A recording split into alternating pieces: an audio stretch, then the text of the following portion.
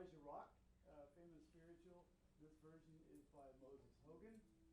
And I have a student director this evening, and that's Roman Laura. So let's give him a big hand.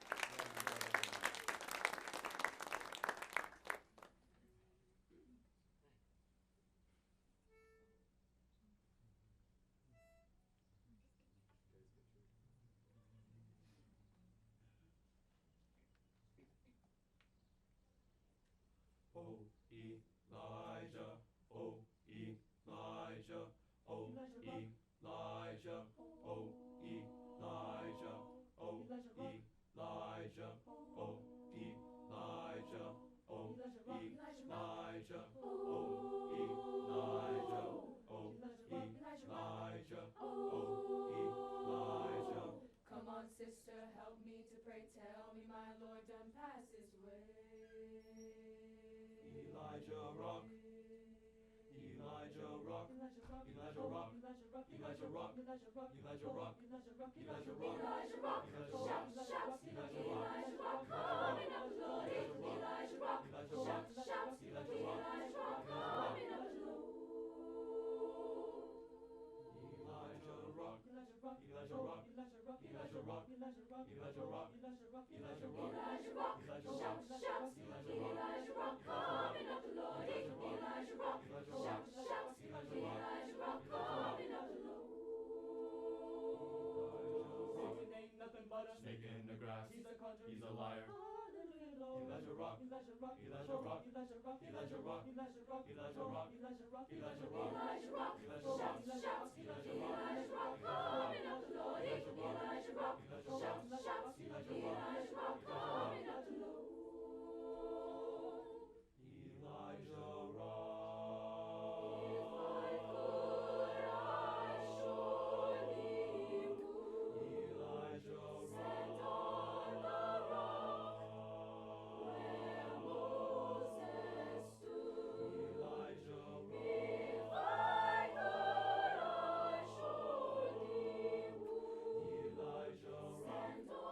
Rock. Elijah Rock. Elijah Rock. Elijah Rock. Elijah Rock. Elijah Rock. Elijah Rock. Elijah Rock. Elijah Rock. Elijah Rock. Elijah Rock. Elijah Rock. Elijah Rock. Elijah Rock. Elijah Rock. Elijah Expressions would be nice. We could do this again. Okay, or do it again. So listen. Okay. Are you guys able to look forward instead of the 45-degree thing? I'm going to spread it out a little bit that way. So ladies, look forward instead of 45 degrees. Look forward. Get tighter. Shoulder to shoulder. Shoulder to shoulder. Second row.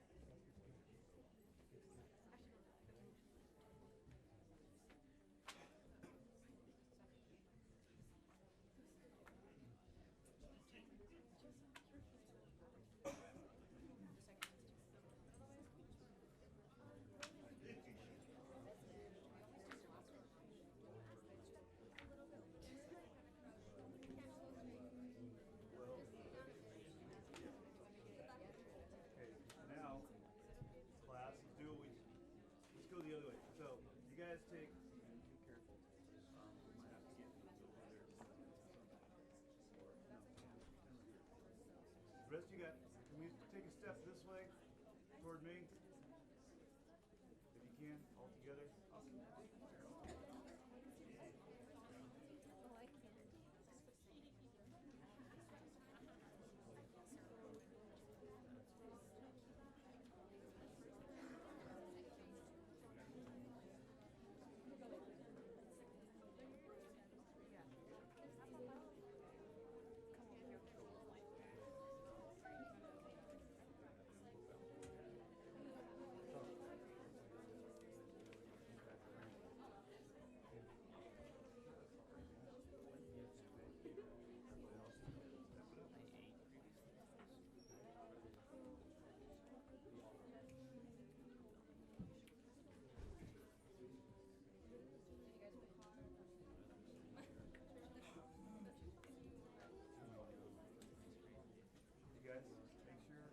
Tempo, gentlemen, right from the beginning.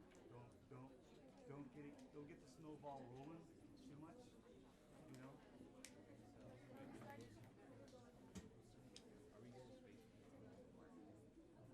You guys, some of you guys are big windows, guys, so I can see you. Make sure I can see you.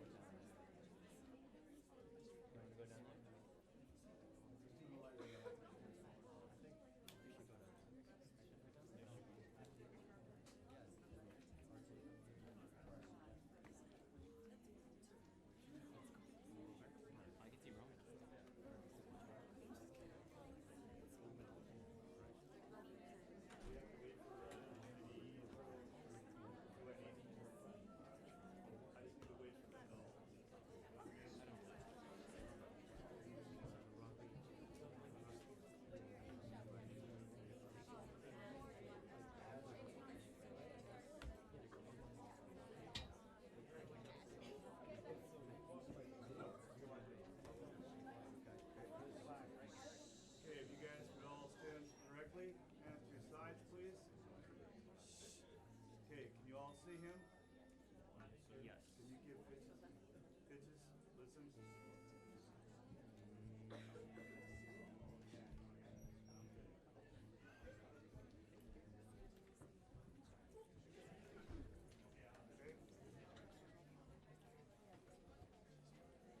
Okay, again, ladies and gentlemen, we want to give a little encore of that Elijah Rock. Here we go. Again, director, Mr. Laura, student director. Here we go. Hey, listen up. Faces.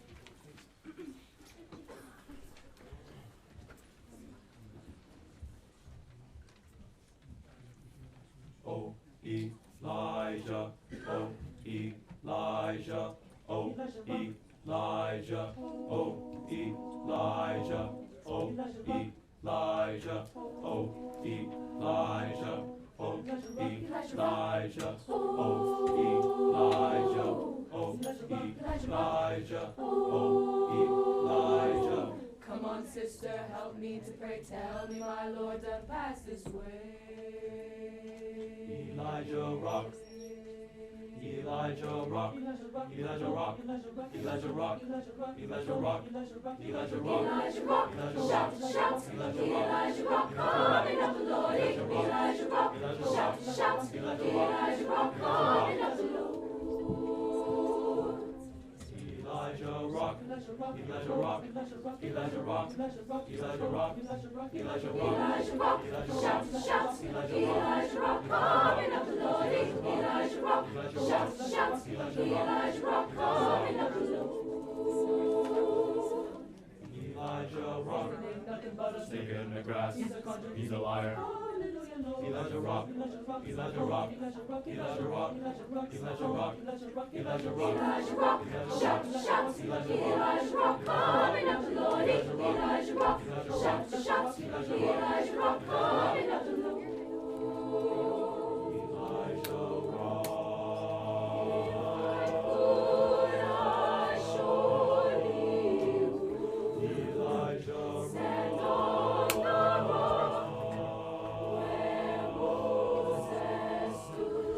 Elijah rock. If I could, I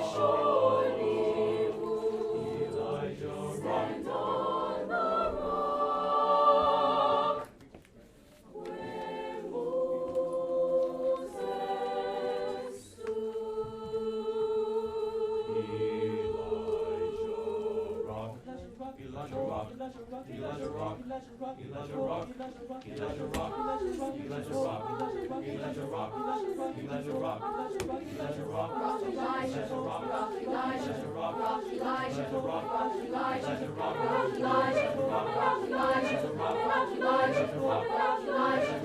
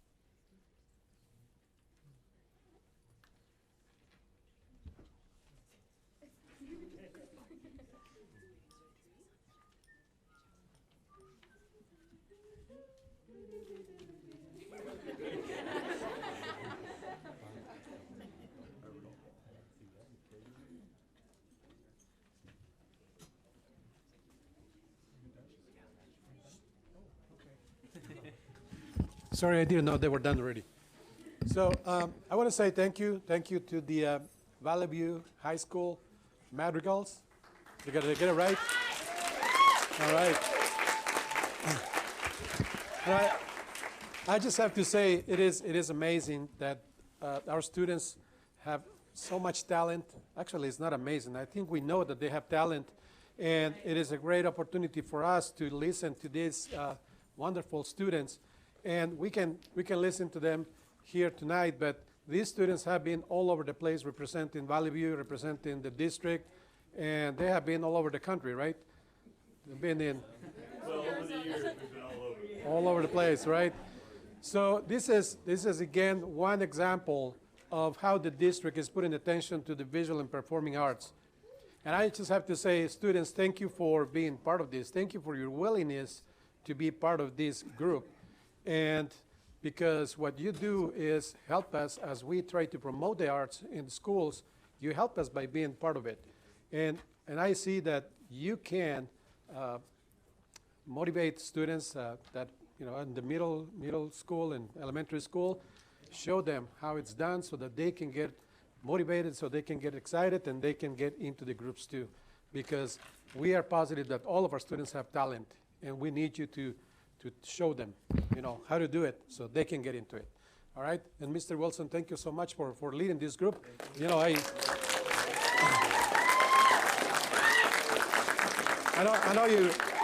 know you want to say something, but I have to say I met you many years ago, and the quality of the groups keeps going up and up and up every year. So thank you for your work, and thank you for keeping this program going.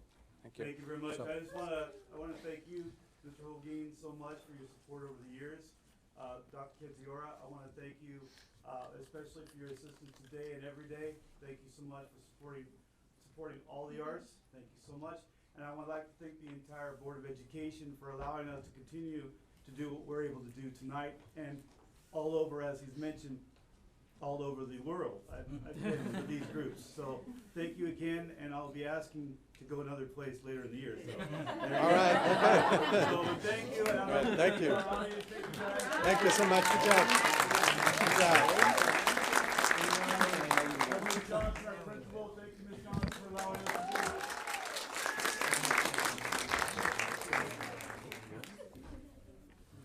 Row by row, please go. You're up. Thank you.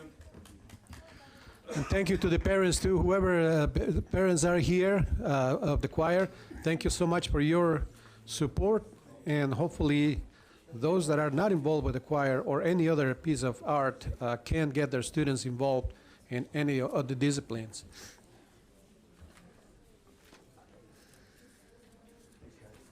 Thank you. Thank you. Good night.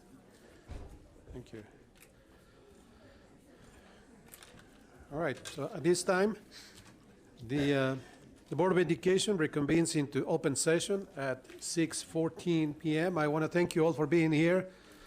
Thank you for whatever reason you're here this evening. Again, you're here for an award, you're here for recognition, or just to get information, get familiar with the school district and the way the Board of Education conducts its business. Thank you so much for being here. And for all those people that will be at home watching today or the recorded version of this meeting. And also I want to thank my colleagues for being here. Thank you so much for your work. And the superintendent, his team, and all the administrators, all the people that work in the schools, thank you for spending your time here this evening. And whoever had anything to do with the preparation for this meeting, thank you so much. So the first item on the agenda, roll call, please. Amy Esquivel, student representative. Daryl Peden, present. Susan Smith, present. Marcia Locke, present. C.J. Johnson, present. Jesus Holguin, present. Martin Rex Kedzior, present. Robert Verdi, present. Susanna Lopez, present. Maribel Maddox, present. Thank you. Earlier this evening, the Board of Education convened into closed session to discuss items related to student discipline cases, public employee employment appointment, public employee discipline, dismissal, release, non-reelects, conference with labor negotiator, conference with legal counsel, existing litigation, and conference with legal counsel, anticipated litigation. There's nothing to report out of closed session. At this time, we're going to have the Pledge of Allegiance and Inspiration, and that would be led by Catalina Salazar, Student Board Representative from Moreno Valley High School. Oh, I'm sorry. Amy Esquivel. Amy Esquivel. My apologies. But Amy Esquivel is going to lead us on the Pledge of Allegiance and Inspiration.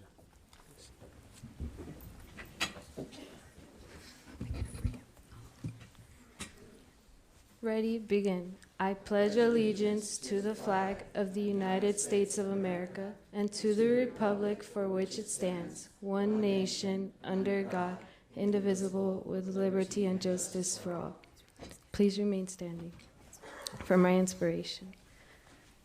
A quote that inspires me a lot and keeps me going is, "You only live once, but if you do it right, once is enough," by Mae West.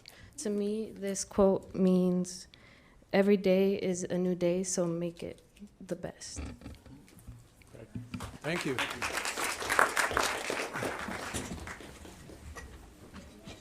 Thank you so much for that inspiration. Okay, dates of future board meetings. October 15. October 15. Hello? Hello? Hello? Hello? Microphone? Hello? All of them died. Hello? Yes, okay. So dates of future board meetings. The next meeting is October 15, and that is a study session, and it will be at 5 p.m. in this room, and the topic would be anti-bullying and student discipline. Next meeting will be October 29. It's a closed session at 5 p.m., open session at 7 p.m. That's a regular meeting. November 5, 2019, we have a study session, and this time the topic is student achievement. That is at 5 p.m. November 12, we have closed session at 5 p.m. and open session at 7 p.m. That's a regular meeting. And November 19, we have another study session, and that would be on students with disabilities. And the meeting would be at 5 p.m. All the meetings are in this room. Next item on the agenda is the superintendent's report. Dr. Kedzior, please. Thank you, Mr. Holguin, and good evening, everyone, and welcome to our Board of Education meeting. And I want to thank the students for being here tonight. I know you're going to read your reports, and I want you to know that we want to hear you. And each of you got a topic tonight, right? You have the same topic, right? And you're each going to report on anti-bullying efforts at your school. So we really appreciate what you've gathered and what you're going to share with us.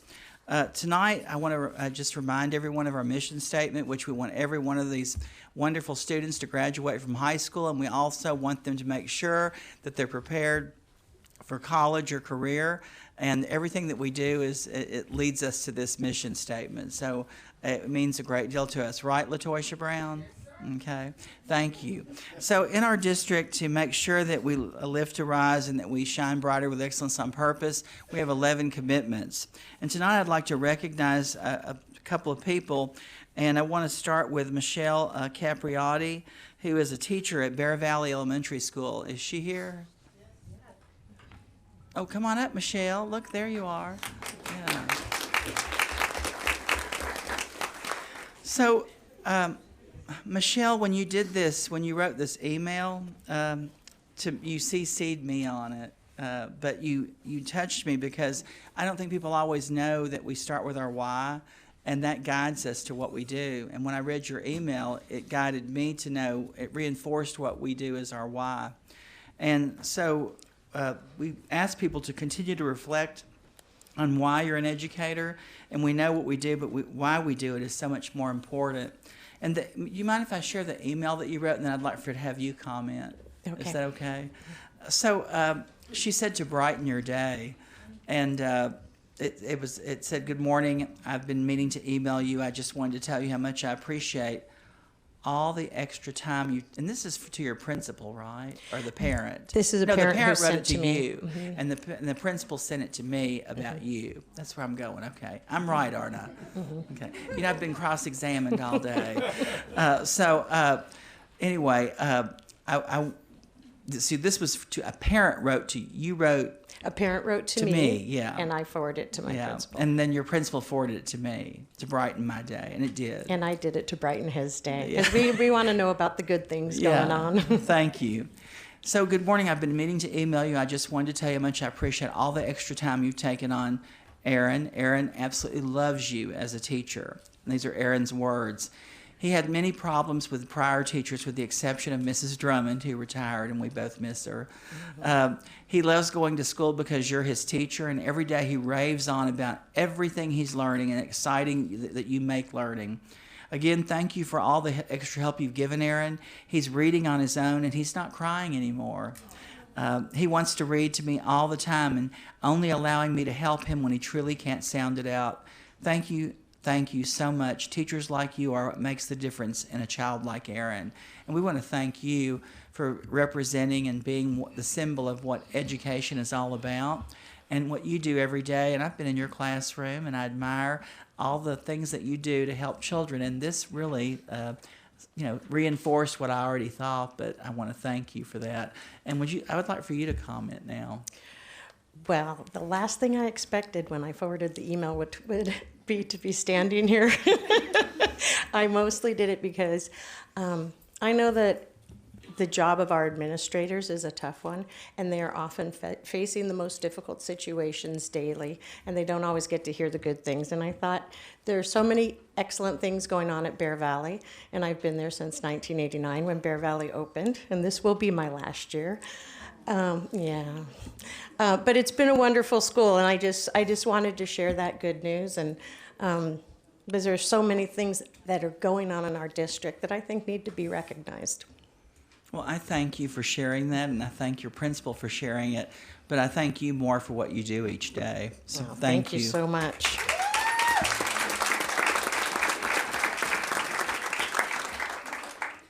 I would like for Salma Shahito, I hope I say that name right, Shahato?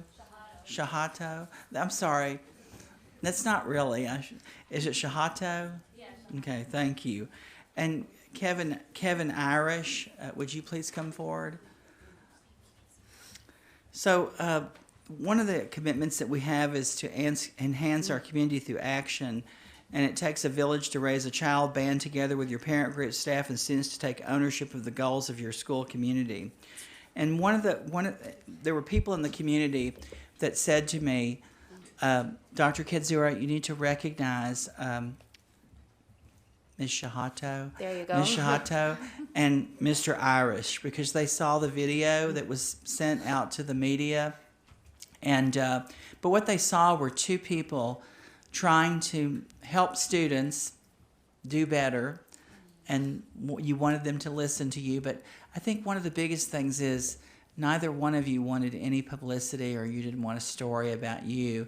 You just did it for your students, is what I heard. And you came back to school the next day, and you were, there, and you were too. And so I'd like for y'all to comment, or but I also want to thank you for being the educators and the support personnel that you are. Every one of you means something to children, and sometimes they don't know what they mean till later, but they do know that you care about them.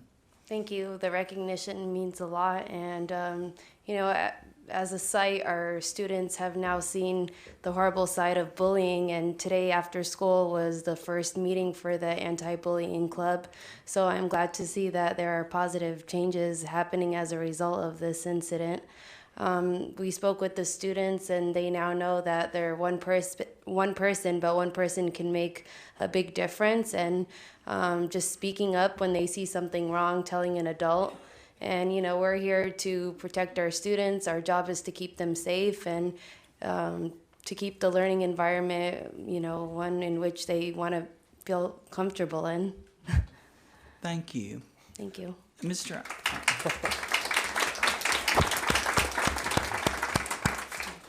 She pretty much said it all, but I guess I got to say something here. Yeah. I'm glad that we could see the positive stuff now, and we could hear the positive interactions instead of all this negativity. I was trying to stay out of the limelight, but thank you. I appreciate this. But on behalf of Marina Valley School District, it is my job to put myself in harm's way if something happens, and I'll do that and continue to do it. Sorry. But thank you. Well, I think you're both amazing people, and we're very fortunate to have you, working in our schools every day and supporting our students. So I just can't thank you enough, and I just want you to know how proud I am of you, but how much I thank you for what you did that day, but what you always do from what I hear.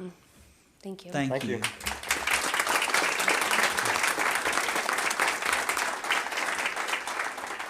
So, I guess we can go to the next slide. Do I have the right PowerPoint? Oh.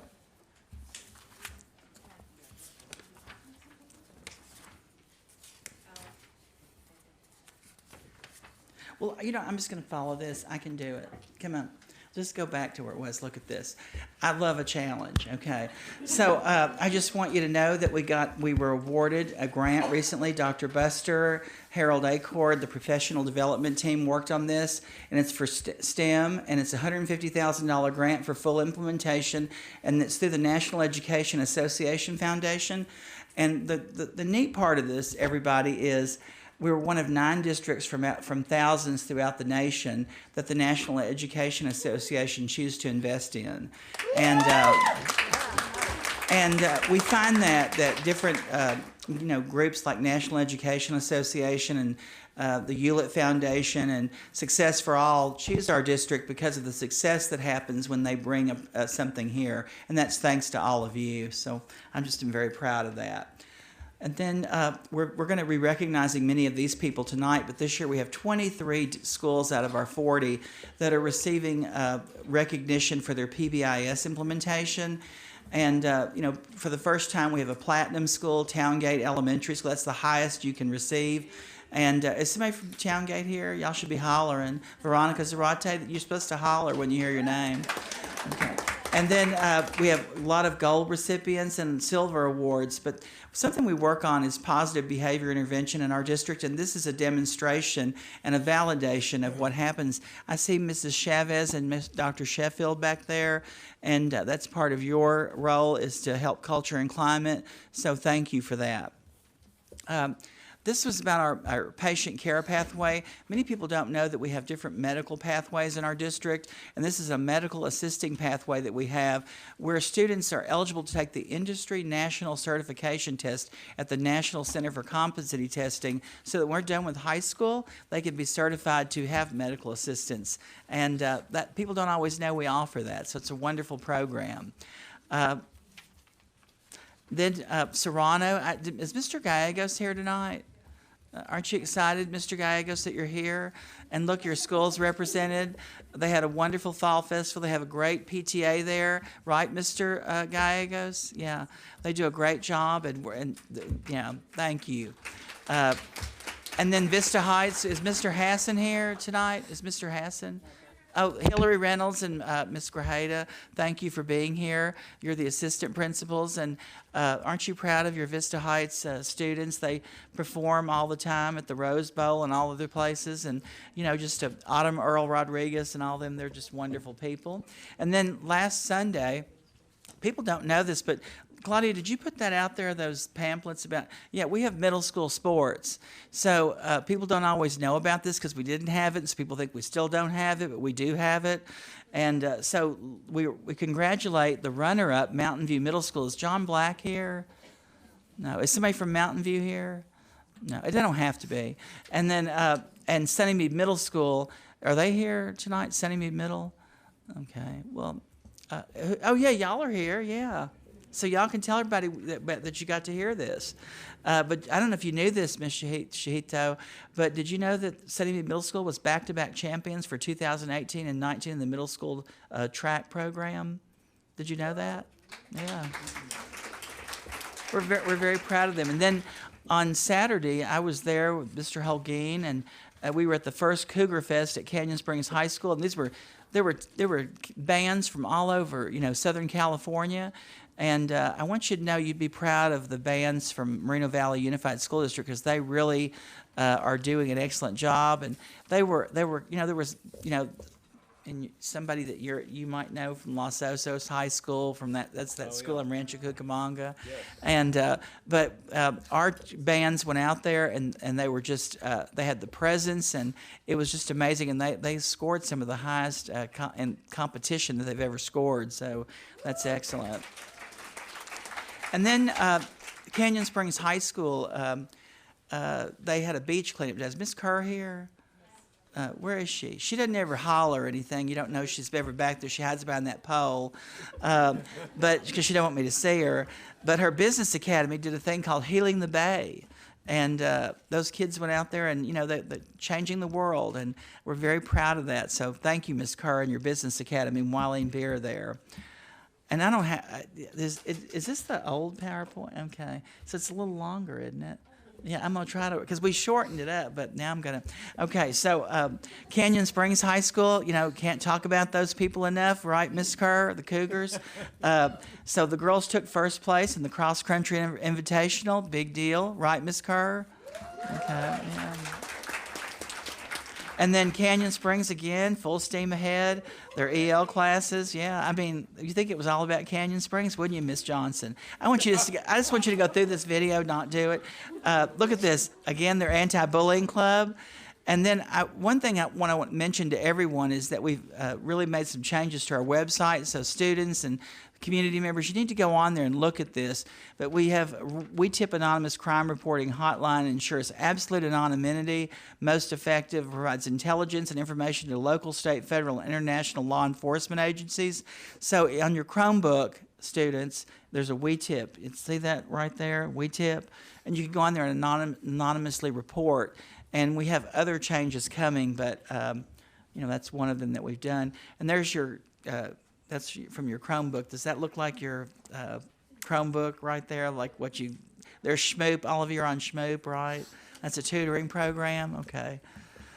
This is Stand Up Against Bullying, and this is Anti-Bullying Month. And I want you to know we're going to have a study session on October the 15th, and we're going to talk about a lot of the things that we've done to make the systems and the support that we have in the district be more enhanced and more responsive to the students and the families who go to school here. So we're very proud of that. And then this is College Kickoff Week, and October the 9th is tomorrow, isn't it? So you're going to see, I think Vista Heights, y'all are having something big. And some of you aren't shaking your heads, but I know you got, La Jolla's got something going on. Thank you. Miss Vines, what about you at Honey Hollow? Okay, all right. I'm just making sure. Northridge, yeah. That's right, yeah. So you can go anywhere and you'll see something happen. And then on October 10th, there's a senior college fair, and we're doing it different this year. Used to, we'd have this college fair, and we'd have it on a Saturday, and people would go to it, but not everybody went to it. So now we're busing all the students to the conference center at different times throughout the day, and they're all going to be able to go to the fair. So we're very proud of that change. And then Moreno Valley High School, Latoya Brown, I think I saw her over there.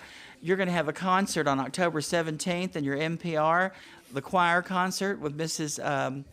Erica Jackson, and that's going to be something. And then I want to thank the students who came to the Superintendent's Advisory Committee. We had our first meeting on October the 2nd, and our next one's on November the 13th, but we got to hear a lot from student voices on district issues and how they could support us in having a better district, but us support them. So I'm really appreciative of that. We'd also like to let the public know we'd like for you to be involved in our LCAP and strategic plan. We're going to be revising it this year, and November the 4th is our first meeting. Anybody can come. It's in this room. It's from 4 to 6. So, Joanne Katona, you don't have to have an invitation. You can come. People say, I didn't know I could come to that. Mr. Brown, you can come to it. You know, don't think it's for just, you know, other people, you know. This was at the Excellent Through Equity contest, and Corbin Brown from Valley View High School, Miss Johnson, represented, and he was the speaker. And everybody was wowed by him. I have to bring him to a board meeting. So keep going, okay. And then I cut a lot of this out because of time, but can you just go to the end? Yeah, because this was longer than it was. This is not the, okay, yeah.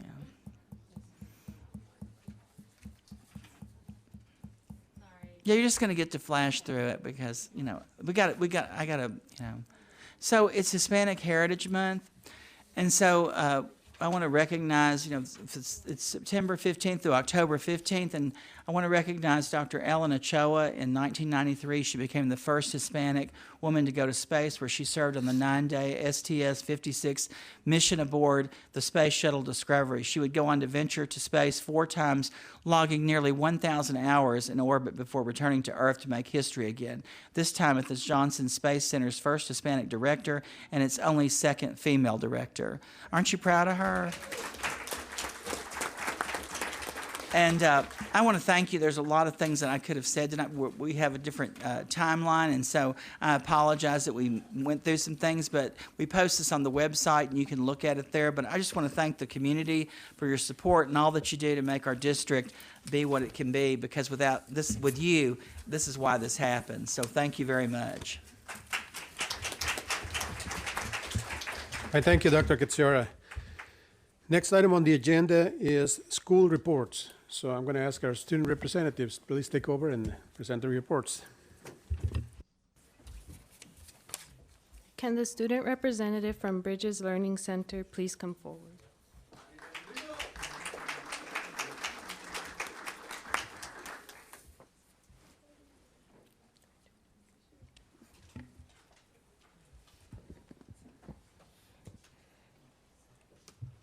Good evening, board members, Dr. Katsiora, members of the cabinet, and the community of Moreno Valley. My name is Evangelina Negretti, and I am pleased to announce all the Titan Pride activities that are happening at Bridges Learning Center. Bridges Learning Center is kicking off Anti-Bullying Month by highlighting an incredible, kind, and caring student each day with a shout-out in the morning announcements. We are also making hand pledge posters to reinforce our daily pride goals of respect. Students and staff are also taking part in decorating their doors with the word kindness, which is such an important word as we continue to communicate with each word on a daily basis. Students are actively making posters to hang in front of the school with the topic as Lend a Hand to Stop Bullying.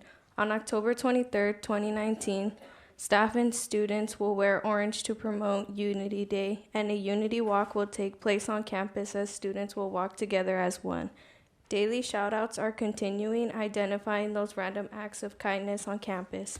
We will also be sprinkling kindness throughout the month with candygrams, positive student affirmations, and a kindness dance at lunch on Halloween sponsored by Friday Night Live. October, we began our first blood drive of the year sponsored by ASB. Our students worked very hard to organize this event and gave back to the community with our student blood donations. I'm happy to report that we collected 26 life-saving donations because each donation is separated into 3 products, which will be which will be able to help 78 local hospital patients as a result of this event. Our first field trip of the year will be October 9th, when we will have 55 Bayside Titans attending a Dr. Phil show tapings. We are very proud to be one of the schools personally recruited by Dr. Phil to be in the studio audience because of our excellent attitude and behavior. These are just some of the wonderful activities we have at Bayside. Our school is a small community and to most feels like a second family. I thank you for the opportunity to share this with the community, and I thank you for caring about our school, staff, and students. Have a great evening, everyone. Thank you for your commitment to our education. Do you have any questions? Thank you.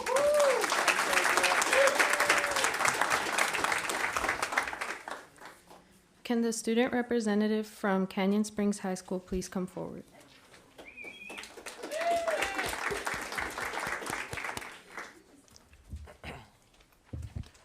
So, good evening, board members, Dr. Kedziora, cabinet, and the community of Moreno Valley. My name is Ethan De La Rosa, and I'm honored to announce the great things Canyon Springs is doing currently.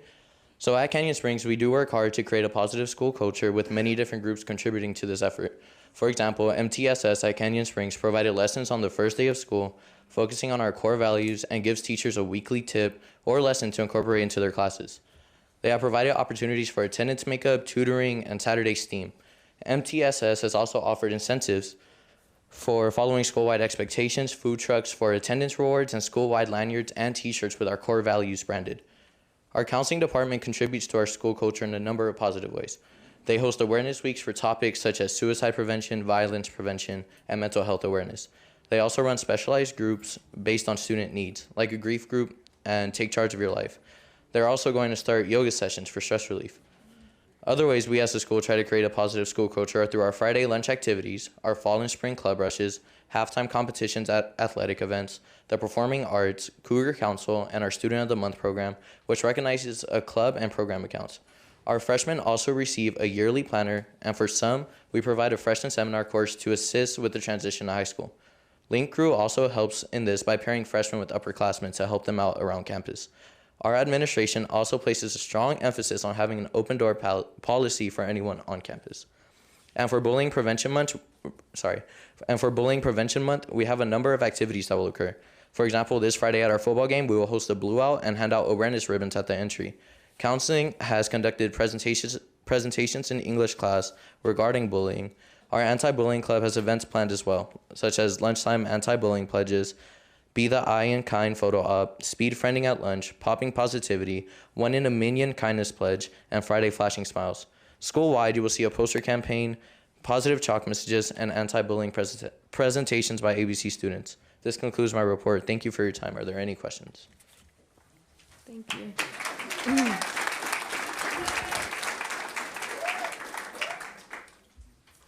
Can the student representative from March Mountain High School please come forward?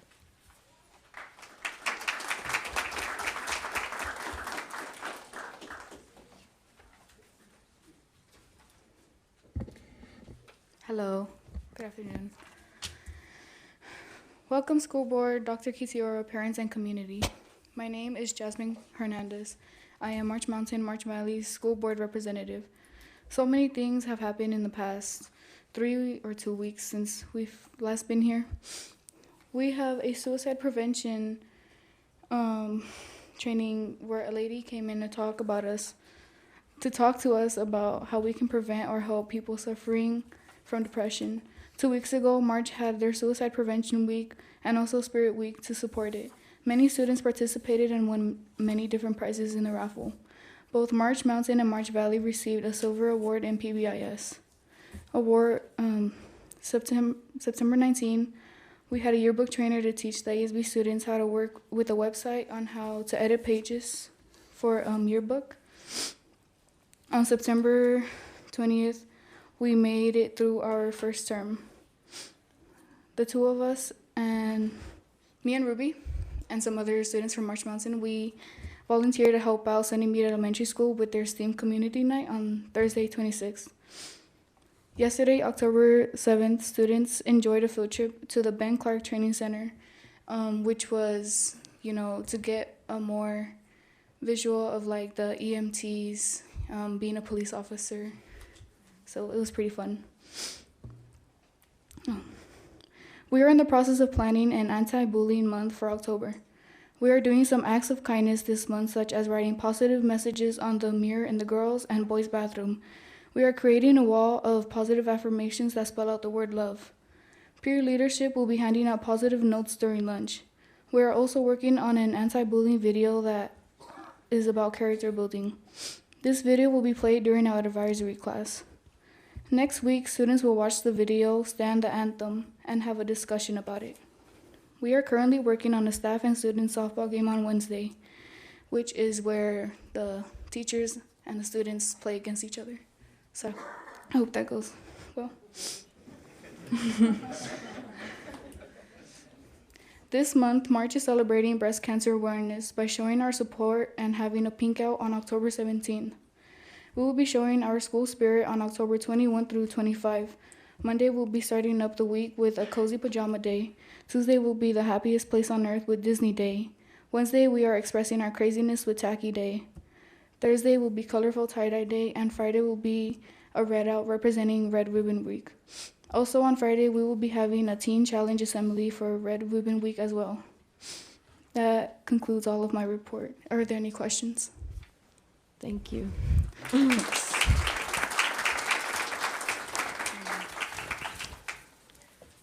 Can the student representative from Valley View High School please come forward?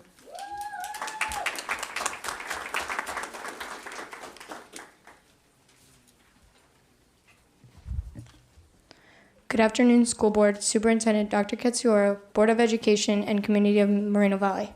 My name is Savannah Bates, and I'm honored to be serving as a school board representative for Valley View High School. We want to begin by acknowledging the loss of our fellow student, Diego. We have held several moments of prayer and silence on his behalf. To begin our anti-bullying campaign, we start with the week of September 30th through October 4th. The first activity we held was an anti-bullying pledge. Eagles participated in the Worldwide Blue Out Day. After school, Eagles joined together in unity to take a picture in the center of the quad. The Eagle Pro class had a drone fly by and take our picture as we stood and chanted, "Eagles don't bully." Anti-bullying photo booth, where students can take pictures with anti-bullying props. We will then make a poster with all the photos taken and post them on our Valley View social media. Students will create a poster, cosmic drawings, essays, songs, or poem, or any type of media regarding standing up to bullying. Students will receive a teen help card. This card has information about what to do about bullying and how to report it. This card will include suicide prevention, abuse, runaway services, counseling, and the We Tip hotline. Week of October 7th through October 11th. Teachers will facilitate a lesson on district digital citizenship. Teen help cards will be distributed after the lesson. Emphasizes in the lesson will be different does not create division, and rather than differences contribute to the makeup of the community. Hashtag Here For You activity. Students let each other know on social media that I am here for you and tag ASB and Link Crew on Instagram. Random acts of kindness and pay it forward with kindness. Each one takes a message of kindness from the bulletin board and replaces the message with their own message of kindness. Week of October 14th through the 18th. Be sweet to everyone you meet. Students receive messages on lollipops at lunch from Link Crew members. Teachers will facilitate a lesson on managing your emotions, lesson emphasizing managing their emotions, challenging others to be kind, and students post kindness acts on social media and challenge others to pay it forward with their acts of kindness. These acts will be posted on the school's website. Safe space, open mic at lunch where people can openly talk about their experiences with bullying, the effects on them, and how they overcame it. Students that participate will receive an anti-bullying t-shirt. Week of October 21st through October 31st. Eagle Anti-Bullying Walk. Students will sign a petition against bullying and walk around the VVHS block carrying an anti-bullying poster. Share an Otter Pop with a friend. Link Crew leaders will befriend a student at lunch sitting alone and share an Otter Pop with them. Teachers facilitate a lesson on respectful language. This lesson will emphasize on using friendly and kind language. Kindness reflection. Students will have the opportunity to reflect upon a kind act or deed towards someone on campus and write about it. Reflections will be read in the morning announcements, and students will be given anti-bullying bracelets, backpacks, and pencils. anti-bullying messages, or messages of kindness posted on the marquee and on the website. Link Crew will be wearing their You've Got a Friend in Me t-shirts. Anti-bullying and kindness posters will be put around school. QR code on anti-bullying forms posted around school and in the reception desk, guidance office, and attendance and library. Staff and students wear anti-bullying ribbons. Hashtag Self-Care Club will provide a room where students can go if they experience anxiety. Mindfulness room for staff members to go and relax. With that being said, this concludes my school board report. Are there any questions? Thank you. Thank you.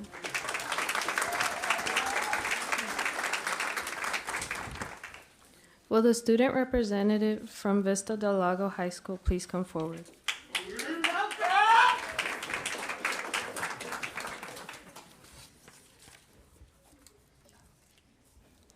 Good evening, school board members, Superintendent Dr. Ketsiora, teachers, parents, students, and community. I am Zoe Vollmer, sophomore class vice president, representing Vista Del Lago High School, and I'm here tonight to bring you exciting news from our campus. As we begin this school year, we remain focused on developing our Raven values of respect, achieve, value, engage, never give up, and succeed. And as well as our school motto, take care of yourself, take care of each other, and take care of the school. This week is homecoming week, and ASB has been diligently planning activities to celebrate this annual event on our campus. On Friday, October 4th, we held our homecoming dance and carnival. It was a huge success, and fun was had by all. The homecoming court was announced at the dance, and the king and queen will be announced at the football game on October 11th as a part of our halftime show. On Monday, October 7th, we held our fall sports homecoming assembly where our dance team, cheer, show choir, band, and Ballet Frocorico performed. We are looking forward to see you all at our homecoming football game this Friday at 7 p.m. against San Bernardino. The month of October marks Anti-Bullying Month. Our guidance department has been hardworking, planning activities to ensure a positive anti-bullying environment exists at Vista Del Lago. On Monday, October 7th, all staff members were encouraged to join the counselors in front of the school to promote positive messages arriving students and parents. Posters were self-created with positive messages and words of affirmation that all students matter and are appreciated. Staff are encouraged to walk around with their posters throughout the week during passing periods and at lunch. During our morning announcements, we posed a theme and question: what you do today impacts someone's tomorrow. How will you change your world? During lunchtime, our students were encouraged to sign an anti-bullying pledge. On Tuesday, October 8th, all staff were encouraged to wear attire displaying a positive message, and a message on our front gates read, "Speak up, reach out, be a friend." Our question for the day during announcements was, what act of kindness will you do today? On Wednesday, all staff and students will be encouraged to wear blue gear, college gear, to support for bullying awareness and college kickoff. All second period teachers will receive a lifesaver candy with an inspirational message of "Be a lifesaver, bullying hurts." Teachers are asked to hold a class discussion in regards to the importance of speaking to an adult regarding bullying. On Thursday, students will be welcomed by counselors and administration at the front of the school with mini donuts, and there will be a backdrop reading, "Do not be a bully." On Friday, students and staff will be encouraged to create a footprint pledging their next step to end bullying, and students will create footprints to promote change. Our campus currently has blue ribbons on our trees, in our parking lot, and in our common areas. Student-created anti-bullying posters are displayed around campus, and activities will continue to encourage our anti-bullying campaign.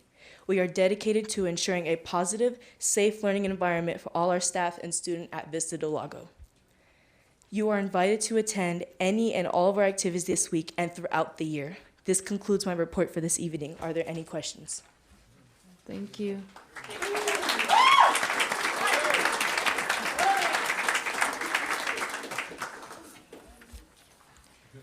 Good evening, school board members, Dr. Ketsiora, cabinet, and the community of Moreno Valley. I'm Amy Esquivel, the ASB Vice President of Moreno Valley High School. I'm here to share the exciting happenings at our school and how we're continuing to move towards our district's LCAP goals and expectations. Our first goal concerning student achievement. Our CAS scored from last year's juniors, now seniors, went up by 19 points, showing the hard work and dedication of the class of 2020. Our second goal concerning college and career readiness. Our counselors are hard at work helping to create activities to make sure that all of our students are prepared for being successful at MVHS and beyond. FAFSA opened up October 1st. Our counselors have been reminding us to fill it out, and we will also have our school-wide FAFSA workshop on October 30th to guide our seniors on completing their FAFSA. On Thursday, October 10th, our students will have the opportunity to attend the college fair to see what school options are available to them after high school.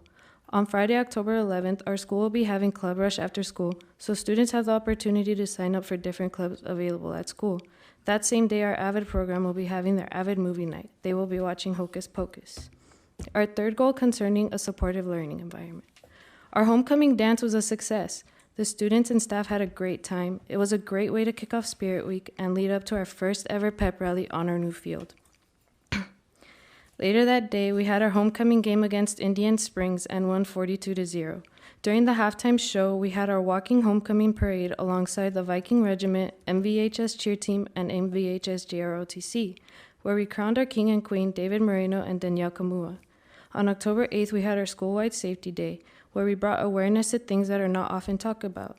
Topics such as suicide awareness, digital citizenship, anti-bullying, active shooter preparedness, harmful effects, and the harmful effects of vaping and THC were talked about and explained to us so we are better informed on what to do and how to handle these situations that can be presented at any given time. On October 21st through 25th, we will be having our anti-bullying week. Friday, during both lunches, the MVHS Guidance Department initiated a campaign for students to share their suggestions on how to stop bullying. Our counselors were out guiding students and asking for their opinions. Our French classes had crepes to explore more of the French culinary culture. Our fourth goal concerning community stakeholders. Today, during our safety day, we had firefighters, police, and other community members to help show us support in mental health and personal safety. Our ASB is helping out Badger Springs at a leadership camp in Idlewild, where our students can have the opportunity to increase and improve their own leadership skills. We will be having our first blood drive on October 15th. Staff and students will have the chance to donate and help out the community and patients needing the blood by participating in this event. It would be great if you guys have the chance and are able to come out and donate. Thank you. That concludes my board report. Are there any questions? Thank you.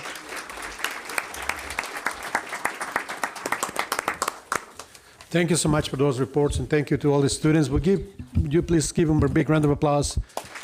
Thank you so much.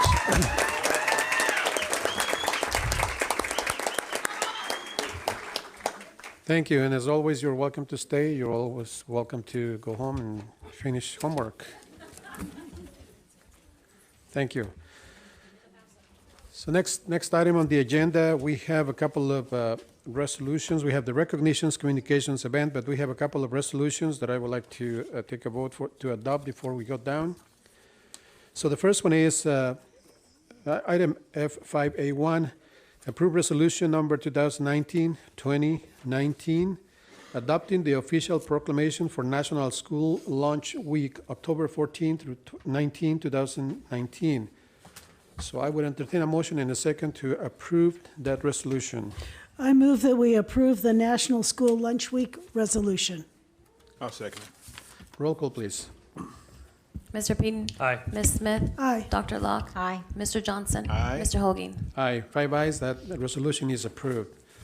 Next resolution is item F5A2, approve resolution number 2019-2023, Red Ribbon Week, October 23 to 31, 2019. I need a motion and a second to approve that resolution, please. I make a motion to approve the resolution. I'll second that. Roll call, please. Mr. Peden? Aye. Ms. Smith? Aye. Dr. Locke? Aye. Mr. Johnson? Aye. Mr. Hogan? Aye. 5 ayes. That resolution is also approved. So now we can go down for additional recognitions.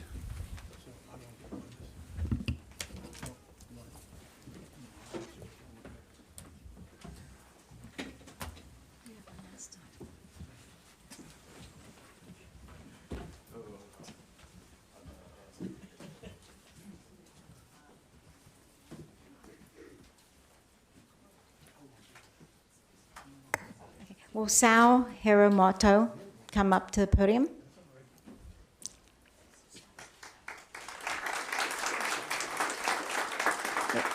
Is there anyone else here from the Central Kitchen Warehouse to join him?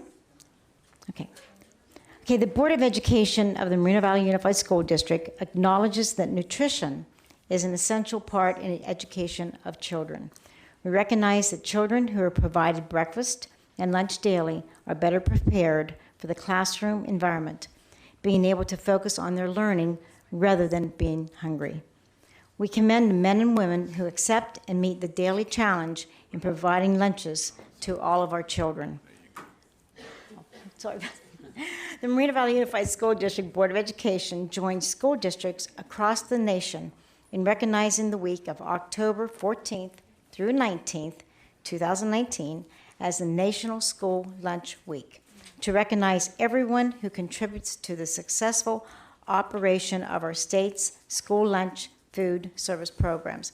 And that is a lot of work, especially in a district this size. The Moreno Valley Unified School District Board of Education encourages residents to become aware and concerned about their children's and their own nutrition habits in the hope of achieving a more healthful citizenry for today and the future. I'd like to present this to you. Would you like to say something? Okay. Thank you, everyone. On behalf of Moreno Valley and Nutrition Services Department and 33,000 students that we serve every day, I'm proud to accept the National School Lunch Proclamation. Thank you. Thank you.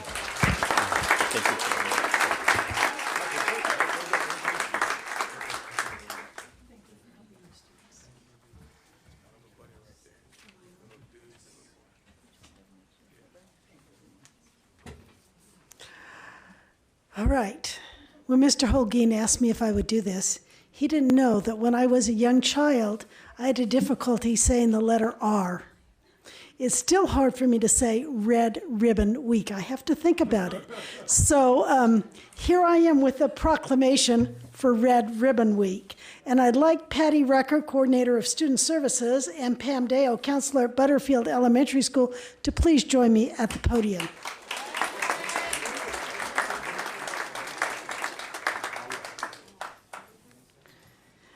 The National Red Ribbon Week celebration is an effort initiated after Enrique Camarena, federal drug enforcement agent, was murdered by drug traffickers in 1985. And this campaign calls attention to programs designed to promote drug abuse prevention and to demonstrate support of a drug-free lifestyle. We are joining over 1,000 statewide agencies, departments, and organizations in recognizing October 23rd to 31st, 2019 as Red Ribbon Week to demonstrate our commitment to drug-free, healthy lifestyles by wearing and displaying red ribbons during this week-long celebration.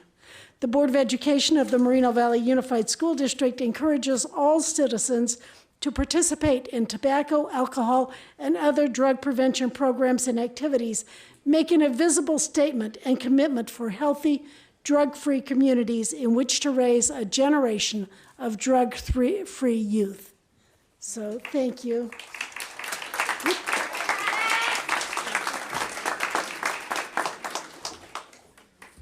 Good evening. On behalf of Moreno Valley, the school board and cabinet, I want to thank you for Red Ribbon Week. October is a very popular month. We have anti-bullying. You heard a lot about that through student reports. It's also drug-free month, the alcohol, tobacco, other drugs. And I just want to say that sometimes drugs, and we heard the kids talk about mental health, well-being, that all affects bullying. So it's a big combination of things that our students and adults experience. So they're talking about it more, which I'm excited about, because I strongly believe that if students aren't mentally well, they don't do well academically, so we have to get that in order. I also want to say on the district level, we support the schools in their activities. One of the things that we do is we support this Carol Addis poster contest. So every year we do that. This year the theme was Our journey is to travel. I can't even read it. Send the message. Yes, Pam just said it. She'll talk after me. But we have, last year we had 3 winners in the calendar. This is a coveted thing. It's through countywide. We have a winner this year from Valley View. She's on the cover and she's featured in March. That's Hannah Hosanna.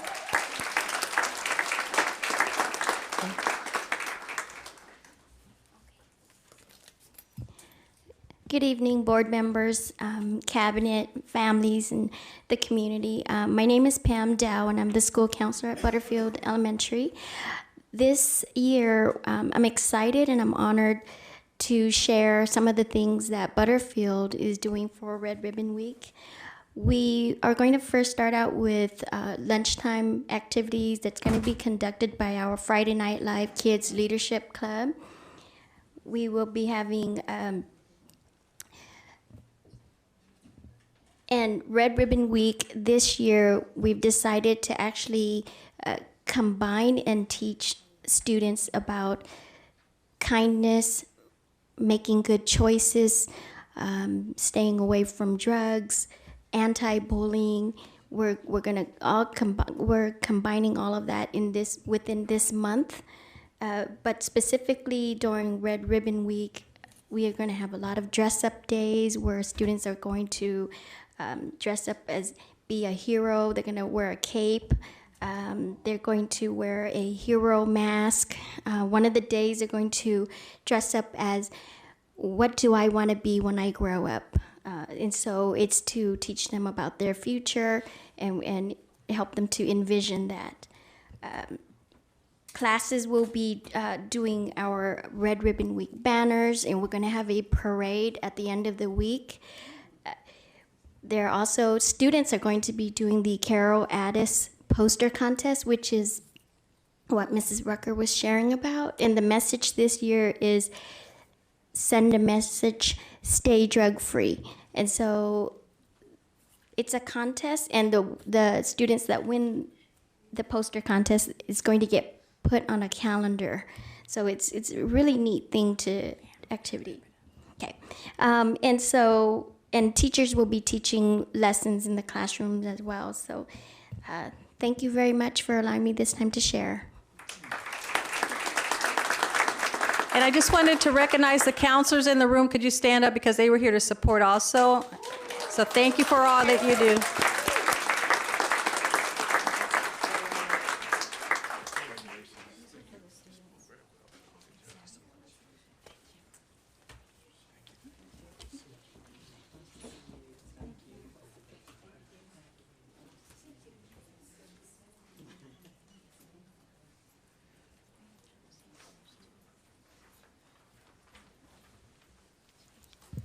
Good evening. Oh, thank you. It is my honor and privilege this evening to recognize our students and staff with the recognitions. You'll see them on the screens as I also call their names of the school and the staff that's here. We're going to start, and I see Rafael Garcia walking in with all the trophies and the banner. Dr. Sheffield also, please come on up. Assist me in acknowledging and honoring the schools for the best attendance for last month. And I hear this is a new banner, so I can't wait to see it.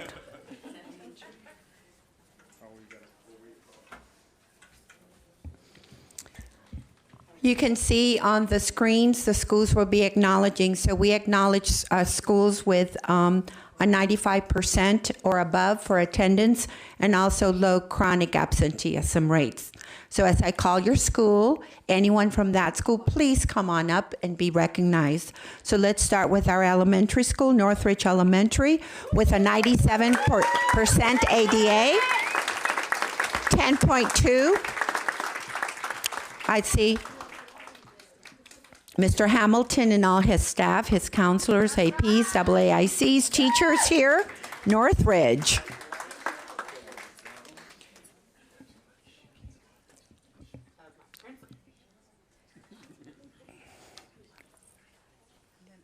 Yeah, We also have an honorable mention for elementary because it was really close. You could see their attendance at 96.3 and chronic absenteeism at 11.1. Hendrick Ranch Elementary, if you're here, Hendrick Ranch.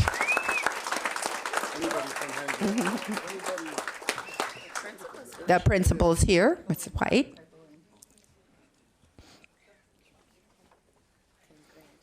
Now we're moving on to our middle school. For middle school, Vista Heights Middle School, I see Hillary Reynolds, Rosario Grajedo, with a 96.7 and also 11% chronic absenteeism. Congratulations. And for our high schools, Canyon Springs Cougars, come on up. 96.3 ADA and 11.9. The acknowledgement is for attendance because if students are in school, they learn. So congratulations to these schools for last month, which was September. And we are unfurling our new banner for attendance.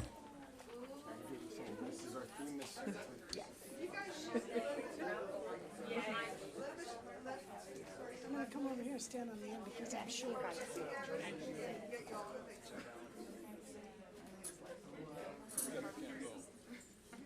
Yeah, fix your hair.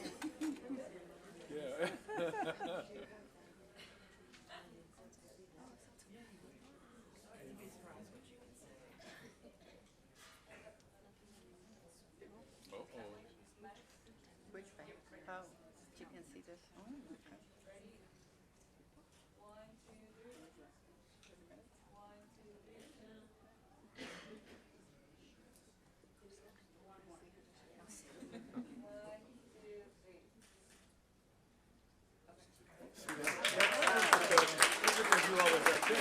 That's true. I changed.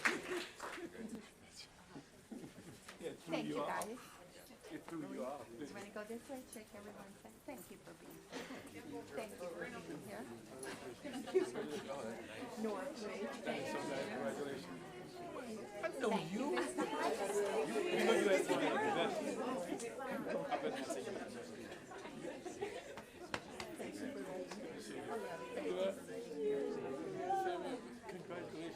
You guys are jealous. I'm glad I'm not in. I'm not in school. I couldn't fight against y'all. Y'all did this. Big old man. Thank you. You guys are very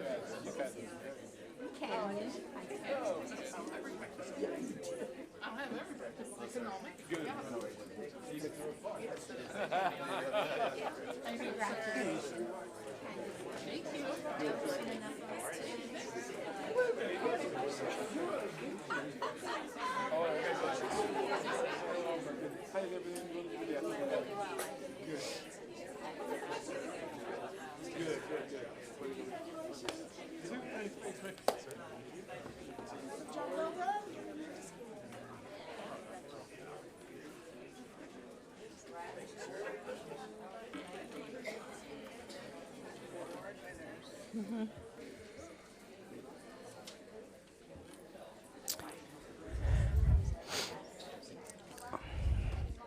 We are now going to acknowledge the schools that receive recognition for their PBIS implementation. PBIS, which stands for Positive Behavioral Interventions and Support. These schools are being recognized for their efforts in implementing the core features of PBIS and support, and also reflecting the excellence of fidelity that they do at these sites. So we're going to start with our platinum, which is the highest level of recognition, and we're going to start with Towngate. So I think the principal, Veronica Zarate, she brought her award.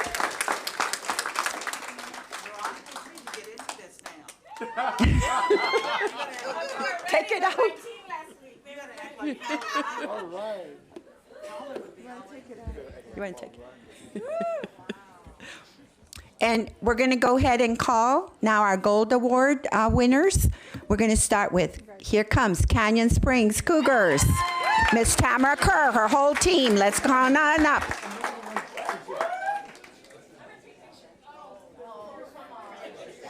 You can. We're going now to Bayside Community Day School. Mr. Philip Peoples, principal, come on up. Bayside Titans, let's go. We now have Cloverdale Elementary School. Let's recognize Cloverdale. We have Mr. Genaro Garcia. Anyone else from Cloverdale? Hendrick Ranch again. Let's come on up. Ms. Marie White, principal. We're going to Hidden Springs Elementary School. Ms. Latrice Thomas and her people are coming up. Honey Hollow, Mr. Joshua Jackson, please come on up, Honey Hollow. And Serrano Elementary, Mr. Emilio Gallegos. Staff from Serrano, come on up.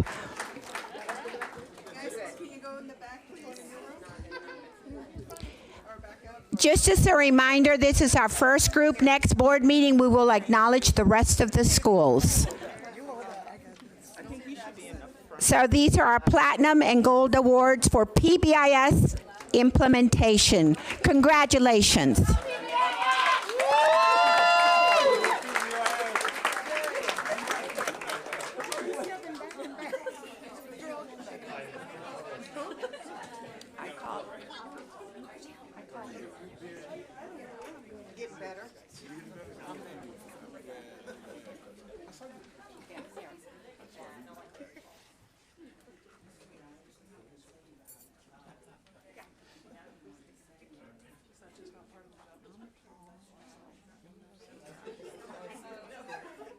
Which one?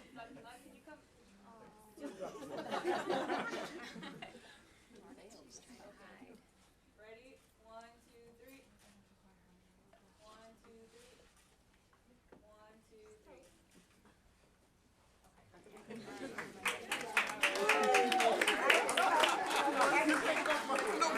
Guys, Ms. Sarate, where are you going? Congratulations, my goodness. Thank you for being brilliant. Thank you. Cleaning up. Yo, look at y'all.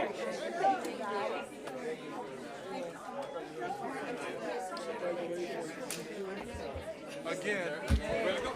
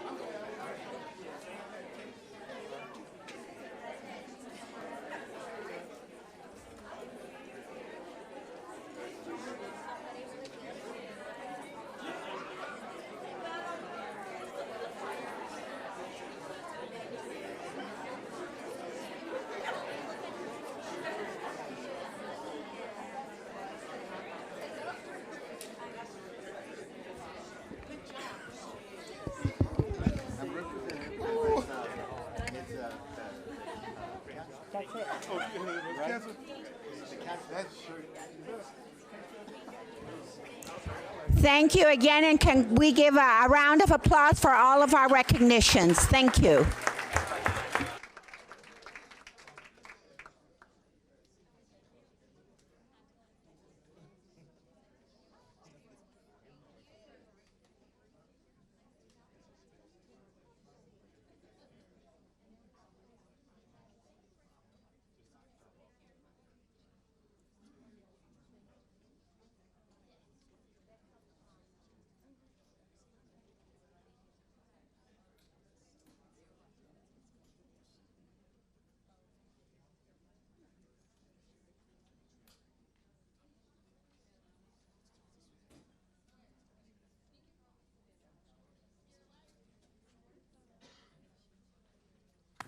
Once again, congratulations to all the award recipients this evening, and for those that were supposed to be recognized at the last board meeting, my apologies. We changed the structure of the meeting. That's why we had to cut the time short, but hope you were here this evening and you got recognition. So thank you so much and congratulations. So next item on the agenda, staff responses to public comments made at previous meetings. Dr. Katsiora, please. Thank you, Mr. Holguin. These are comments from the last board meeting, and I wanted to review some things. Our school district has been in the news a lot lately, but for all the wrong reasons. There are so many examples of students and staff accomplishing great things in our schools every day. As I walk through our classrooms, I can see clear evidence of the success stories. That is why it saddens me when those video posts on social media draw attention to Moreno Valley Unified School District, showing violent and disturbing images of student fights on campus. This is not a complete or actual image of our students, and this is not our only story. We are much better than this. Bullying, harassment, and violence are problems facing educators across the country. In fact, October has been declared National Bullying Prevention Month in an effort to draw attention to this pressing issue. From the beginning of the school year, our schools have been planning events to increase awareness of bullying throughout the month of October. We ask for your support, your collaboration, your compassion, and your commitment. We encourage you to serve as meaningful, ongoing partners as we continue to take a stand against bullying. Everyone can play a role in preventing school violence, and your voices will be heard. I want to say to our parents, students, and community that we are taking the situation very seriously. Over the past few weeks, we've been working collaboratively and thoughtfully on a well-coordinated plan. In fact, just today, I visited Canyon Springs High School and Palm Middle School, listening to parents, students, and staff as I do every day, and I just want to say that I appreciate all of the feedback, positive and constructive. Your involvement is what makes us become better. I want to share a few of the things we've done in the past weeks. The first thing is we had a parent meeting on Wednesday, September 18th. We held a parent information night for all students at Landmark Middle School to provide updated information to parents regarding the incident at Landmark Middle School and provide clarification. We used this opportunity to discuss our efforts to prevent and deal with bullying behaviors in our schools. The second thing we did was our website. We included bullying resources front and center on the district website and all school websites. They were there already, but we moved them so that they could be more seen and found easier, so that families could access these. Anonymous reporting tools, WeTip, has also been added to the top and bottom of the websites. Each student can access on their Chromebooks. The third thing we did was held administrative meetings. We've been holding ongoing meetings with principals, assistant principals, and district staff to evaluate our current systems and work together with parents, staff, students, and law enforcement to ensure student safety. On the fourth thing that happened was a man mob, National Black Student Advocate Day. We had a man mob visit Landmark Middle School, which included members of the clergy, the NAACP, and the ACLU. The ACLU, to show their support and welcome students to school in exciting fashion. At Landmark Middle School, we've increased adult presence. We've increased security support at Landmark Middle School by deploying 2 additional campus security officers to the school and assigning a school resource officer full-time. Also, we've placed 3 additional interim administrators at Landmark to support staff, students, and parents in the many issues that may be needed in the coming days. There was a clergy meeting on September 28th at Discovery Church. We participated in this meeting with the clergy at the church, and we're very proud to partner with them. On October 2nd, we held the first student LCAP advisory meeting with the superintendent, where we addressed anti-bullying and student safety and with the student leaders in our district. And I want you to know the conversations and the outcome of that meeting were excellent. The students gave me lots of information and lots of ideas, but also what they would commit to do in order to stop bullying within our school district, and what they thought the adults needed to do, but what they would remind adults of what they thought their responsibility should be. On another area that we worked with was on October 3rd, we hosted a community collaboration meeting at Landmark Middle School where we invited the community to offer suggestions and ideas regarding student safety. Moving forward, these are some of the additional actions we are taking. We're going to create a safety video where we'll be launching a video to be shown district-wide for all students, staff, and parents to be aware of our continued efforts and our stand against bullying and violence on campus that we will show more than in October, but throughout the year to remind students of their responsibility, but also the adults that work on our campuses and our community to support them. We're going to develop a safety advisory committee. We'll be working with members of our community to create a community advisory committee. The vision of the committee is to encourage parents and families to actively participate in discussions and provide suggestions that keep our students safe and secure. An ongoing discussion where we evaluate what's happening, but we also look at what we're doing and enhance what we're doing, but also mindful of the ever-changing needs of students and families within our community. We're going to have bullying prevention conversations. We'll engage students as peacemakers and upstanders by conducting school-wide facilitated student dialogue and awareness building activities that reinforce their role in preventing and curtailing bullying and violence. After the district-wide event, each campus will continue the process with unique campus plans and activities. On October the 15th, we're holding a study session at 5 p.m. and the Student Services Department, led by Dr. Lynn Sheffield, will share a presentation regarding bullying and student discipline. On October 25th, we're having a Million Father March, and I hope you'll all participate in it. Schools will be participating in this Million Father March. It's an opportunity for dads, uncles, grandfathers, coaches, mentors, clergy, men's groups, and organizations to show their commitment to the educational lives of their children throughout the school year by escorting children to school on this day. It will start at Hindercranch Elementary School, and it will end at the district office. Bullying and violence must stop. I want to be very clear.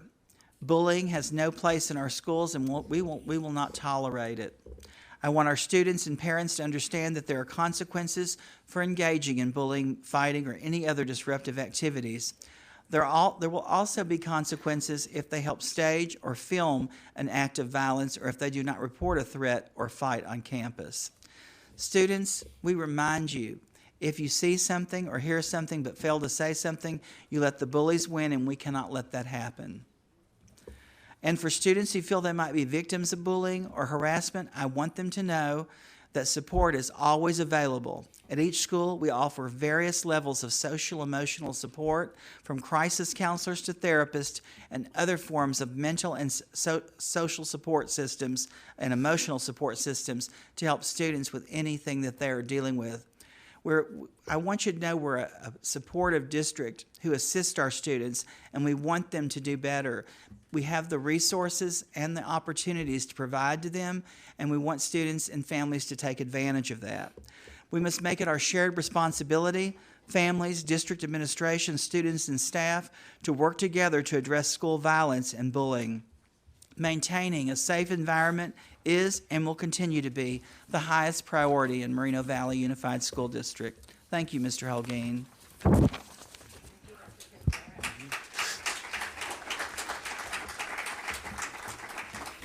Thank you, Dr. Katsura. Next item on the agenda is public comments on agenda items. Any person requesting to speak to any item on the agenda may do so at this time or when the item is addressed by the Board of Education. Individual speakers shall be allowed to speak for 3 minutes on any agenda item. We have one slip for agenda items, and that is for Sandra Murphy. Ms. Murphy, you have 3 minutes, and the time will be shown on the screen.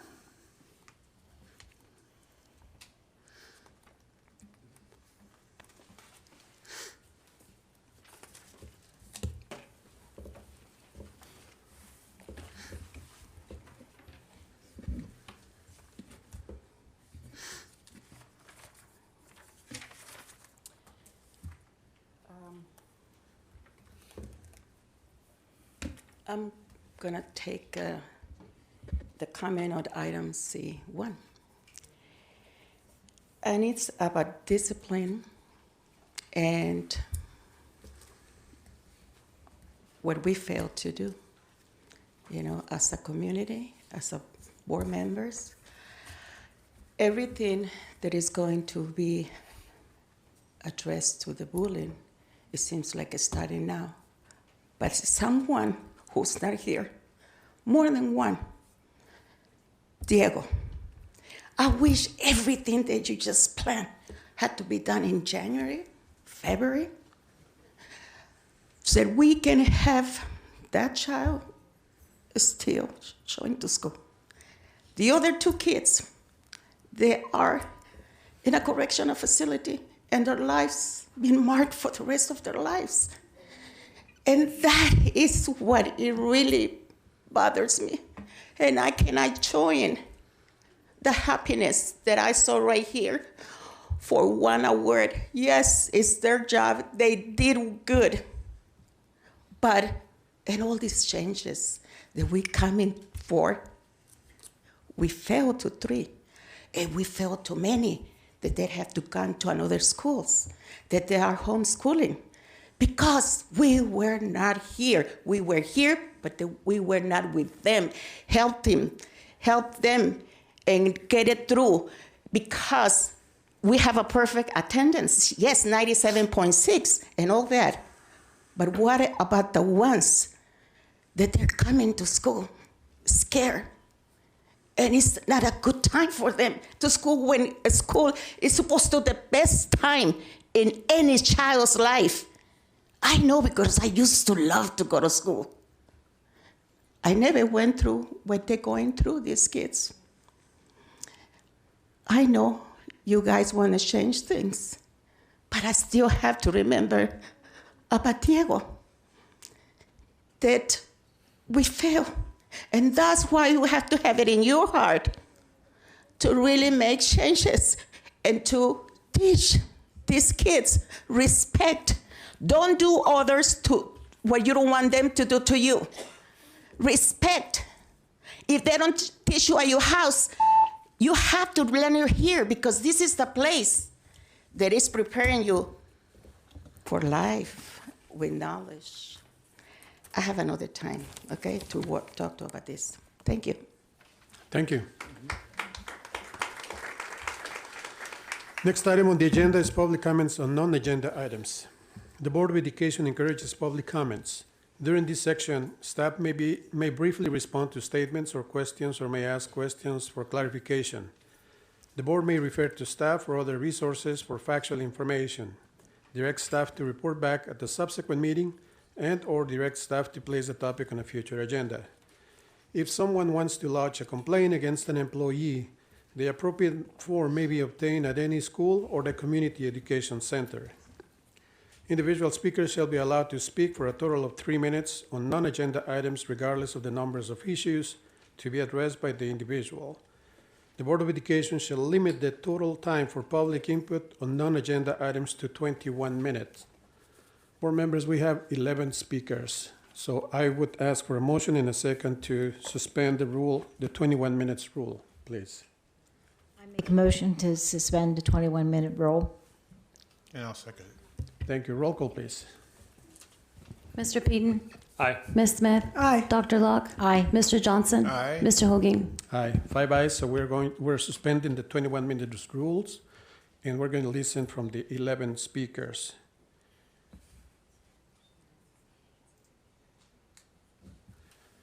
So the time would be on the screen, and if there's a need for translation, the time would be double that, 3 minutes. So the first speaker is Roy Blecker.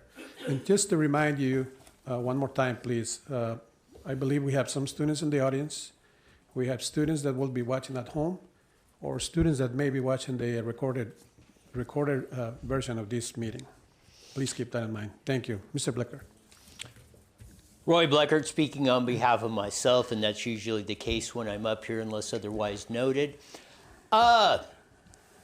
Want to hear something positive? It's easy enough to do the rules. If you want to hear the public speak, voila, board can make a motion and you can hear the people. A lot of us have been asking for that. It's been real simple. The rules are there, but they can be changed by 3 votes on this board. A lot of stuff's been going on.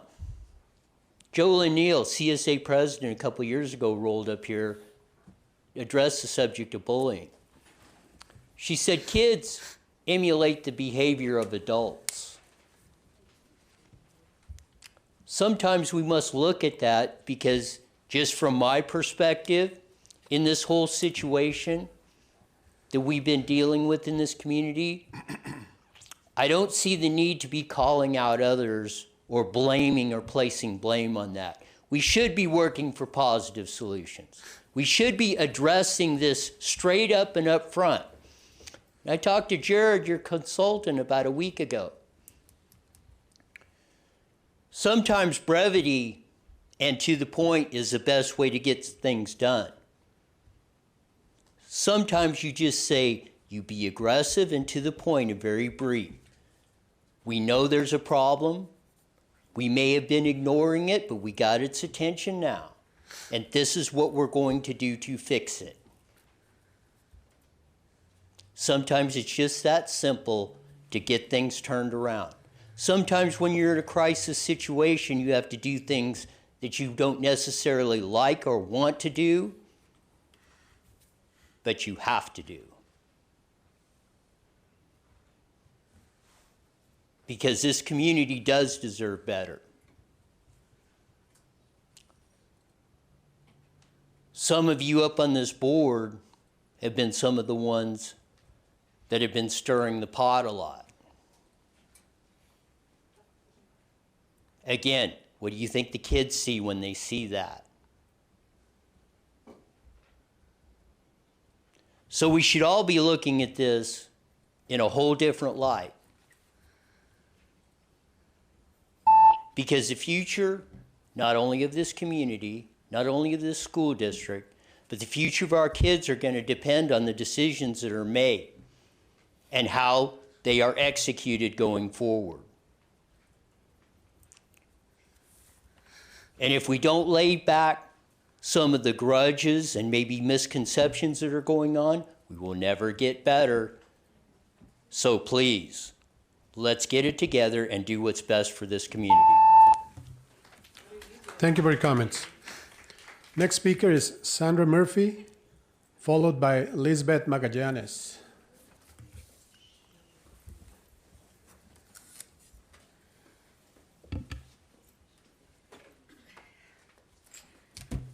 Okay, 2 weeks, and that was before, that was before Diego was gone. We submitted a Diego anti-bullying petition that we see the changes that needed to be done and what the community would like for the board to take in consideration. After that, I got together with young men in Moreno Valley that they grew up here and they went to school here. And they're in their 30s, early 30s, and at that time, one of the biggest problems that they had was also bullying. So we opened a movement that the name is Not Worth It, to continue with a petition that we submit to you. And to really get the community involved, this is the time that the community really needs to get involved because those are their children. The movement is to also address all, examples, what bullying does to people. Drugs addiction, suicidal, alcohol, and separating from their own families because they're in the place that they're supposed to be secure and their mind's supposed to, grow. They're not receiving that. So with the movement, is that we are letting them know we are here. The community is here. I'm not employed by anybody, like people is already start saying that I'm taking a critical situation that a child went through to have my own agenda. You know what? I don't have no agenda. I am, as a grandmother, I opened an organization way before this all started because I saw the need that kids need to have self-esteem and they need to know they are special, each one of them, and it's here, and I'm here, and I told them, and I retired to do the same thing. Now people is saying that I work for you and I work for somebody else, that I'm doing all this movement just to take this platform. And I'm saying to those ones, that's not what I am here. And I will not stop, because any day that I have for life, I'm going to stay here to help the kids. I don't care. I can be your friend, but if you're not doing your job, I will say you're not doing your job. Thank you very much. Thank you. Thanks for comments. Next speaker, Lisbeth Magallanes, followed by Johanna Leiva.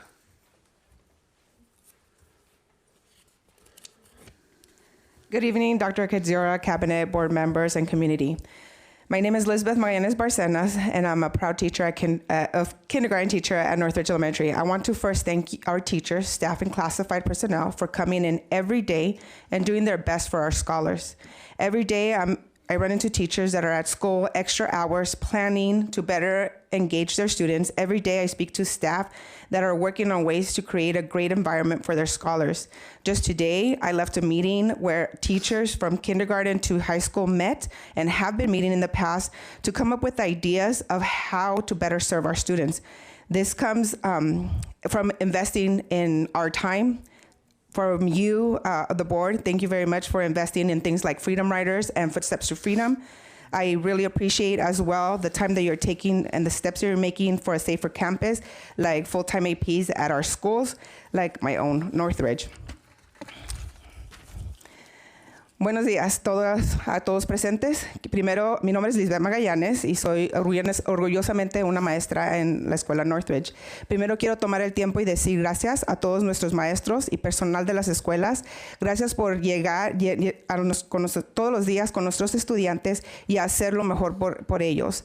Todos los días me encuentro con nuestros maestros que se quedan horas extras para planear y tener estrategias para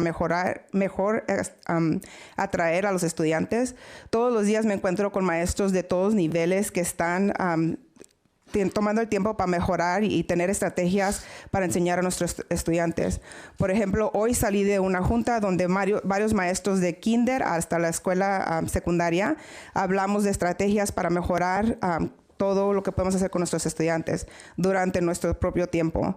Todo esto viene de la inversión que se hace en nuestro personal, como programas como Footsteps to Freedom y Freedom Riders. Quiero también tomar el tiempo para decir que aprecio el tiempo que el board y nuestro comité está tomando para tener mejores escuelas, como por ejemplo asegurar que todas nuestras escuelas tengan administración de tiempo completo.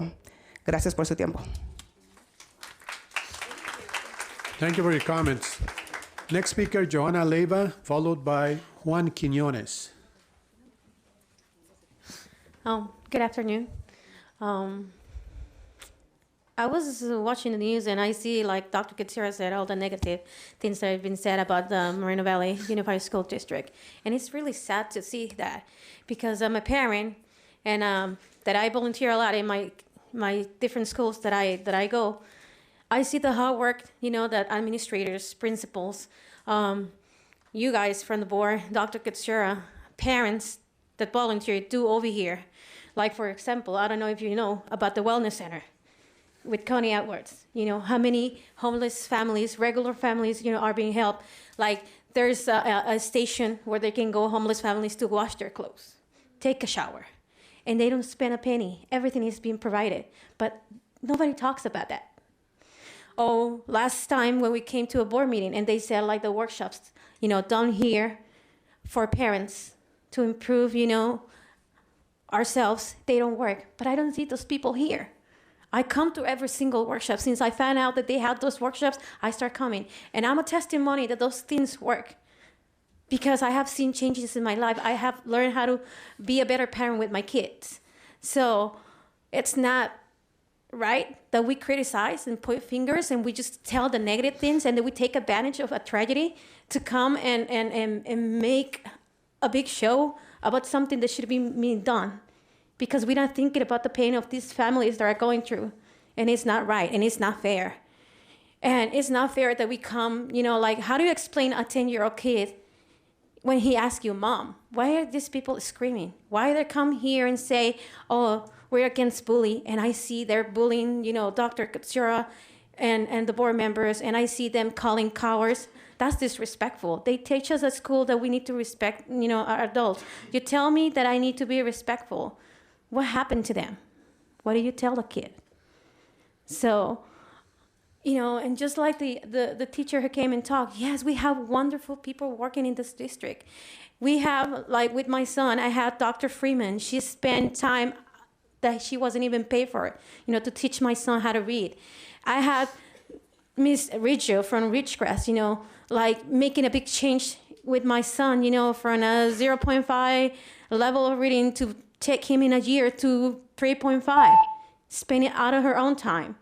We have wonderful people working here, but nobody says anything because it's so easy to focus on the negative stuff.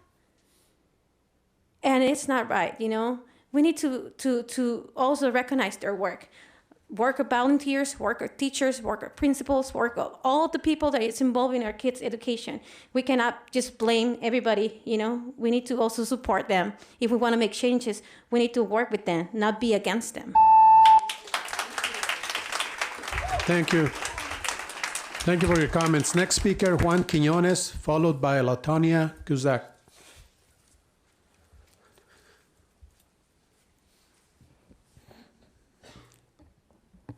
Dr. Katsiora, board members, community, parents, it's an honor to be here. We often use the expression, it takes a village. And the village currently is under distress. We would all agree that a life loss is a tragedy. And the question that I have is, how does the healing begin? When does that healing begin? What does it look like? Who is held accountable? Not in the sense of pointing fingers and saying whose fault, whose responsibility for this loss of life, but rather, how do we prevent it? Yes, the displays, the motions, the programs, anti-bullying, effective. However, healing doesn't begin by arresting students. Healing is not denying and hearing students. When do we begin to hear students who are screaming, hollering, and saying, give us the tools, give us the mechanism to deal with the pain that we are suffering, with the pain that we are experiencing as a result of a loss of a loved one. So collectively, how does healing begin? And I am hoping that within a short time, we begin to demonstrate as a community how that healing begins. Collectively, not necessarily pointing fingers and making anyone responsible. So rather than, doing what others have done in and outside the community, I just basically, what I wanted to address and communicate is, beginning the healing process. Thank you. Thank you for your comments. Next speaker, Latonia Kuzak, followed by Marquita Mays.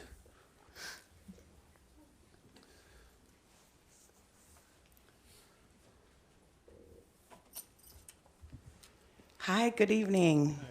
Good evening. Thank you so much. Let me just start by saying that. My name is Latonia Kuzak, and I am with Think Together. I am the Director of Program and Operations for specifically Moreno Valley. And I came out tonight to invite you all to a national event that all of our after schools will be participating in.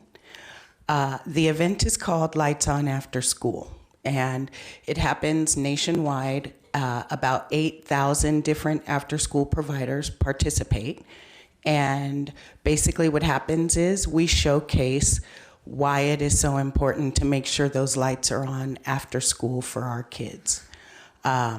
I don't know if you guys know, but nationwide, there are about 20 million kids that are going home to an empty house. And so Think Together is your provider here in this district. And it's important to us that our kids have a safe place to go after school. And so I invite you all, October 24th, 4 to 5 p.m. We're doing it at all of the programs, so all of the elementary and middle schools, but I'm inviting you to Bear Valley for a special event.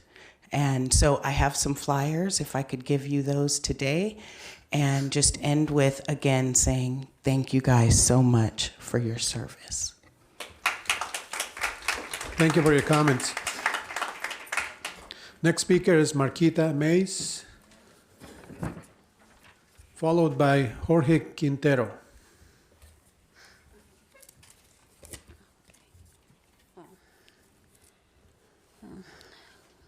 Good evening, board members and superintendent.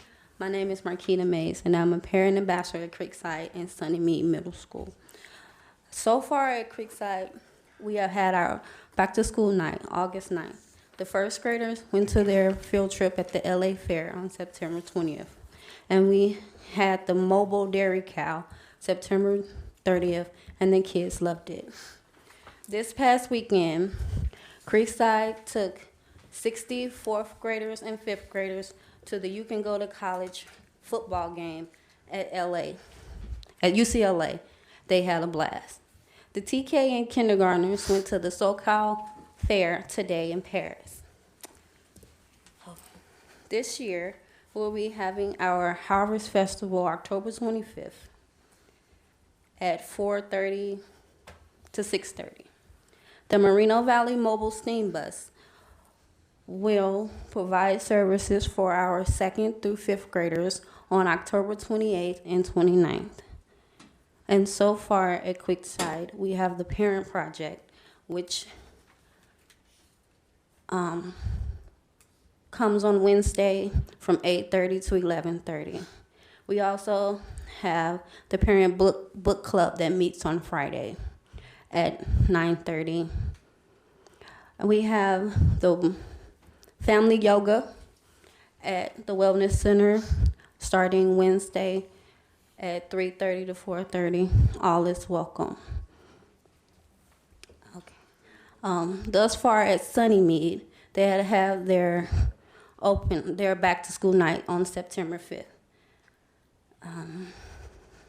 And their ELAC meeting on September 27th. The next one is November 1st.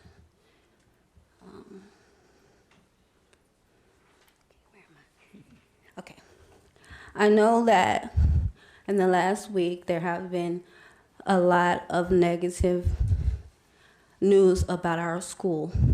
But did you know that the school district had partnered with the Inland Circle Sports, with all 6 middle schools participating in middle school sports? This past Sunday, Sunnymead and Mountain View participated in the track, with Sunnymead coming out on top. The first heat, Martell, Daniela, Jordan, and Janea recorded a time of 69.7, with the closest time at 90.14. And today at Sunnymead Middle School, the principal and his staff had anti-bullying through the classes and made a bullying club. Thank you so much for your comments. Ms. Mays, isn't today your birthday? Yes, sir. Happy birthday. Thank you. Okay, next speaker, Jorge Quintero, followed by Marcela Quintero. You have 6 minutes. Buenas noches, miembros del board. Good night, board members. Señor Quisiora. Mr. Quisiora. Maestros. Teachers. Y público en general. And general public and the students. Primero, yo llegué tarde a la junta. Quisiera preguntar primero si se hizo un minuto de silencio por Diego. I was late to the meeting, and I want to ask if there was a minute of silence for Diego. Porque esta es la primera junta después del fallecimiento de él. Because this is the first meeting after he passed away. ¿No lo quieren hacer? You don't want to do it? Pues, por favor. Okay. ¿Quiere que yo lo haga? Sí, Okay. pues usted es el que dirige aquí la junta. Seguro que sí. So I'm going to ask the public if you can join us, please, in a minute of silence for Diego's memory.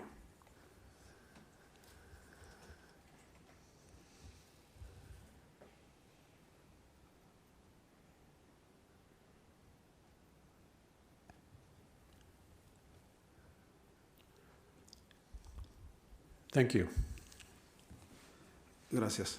Thank you.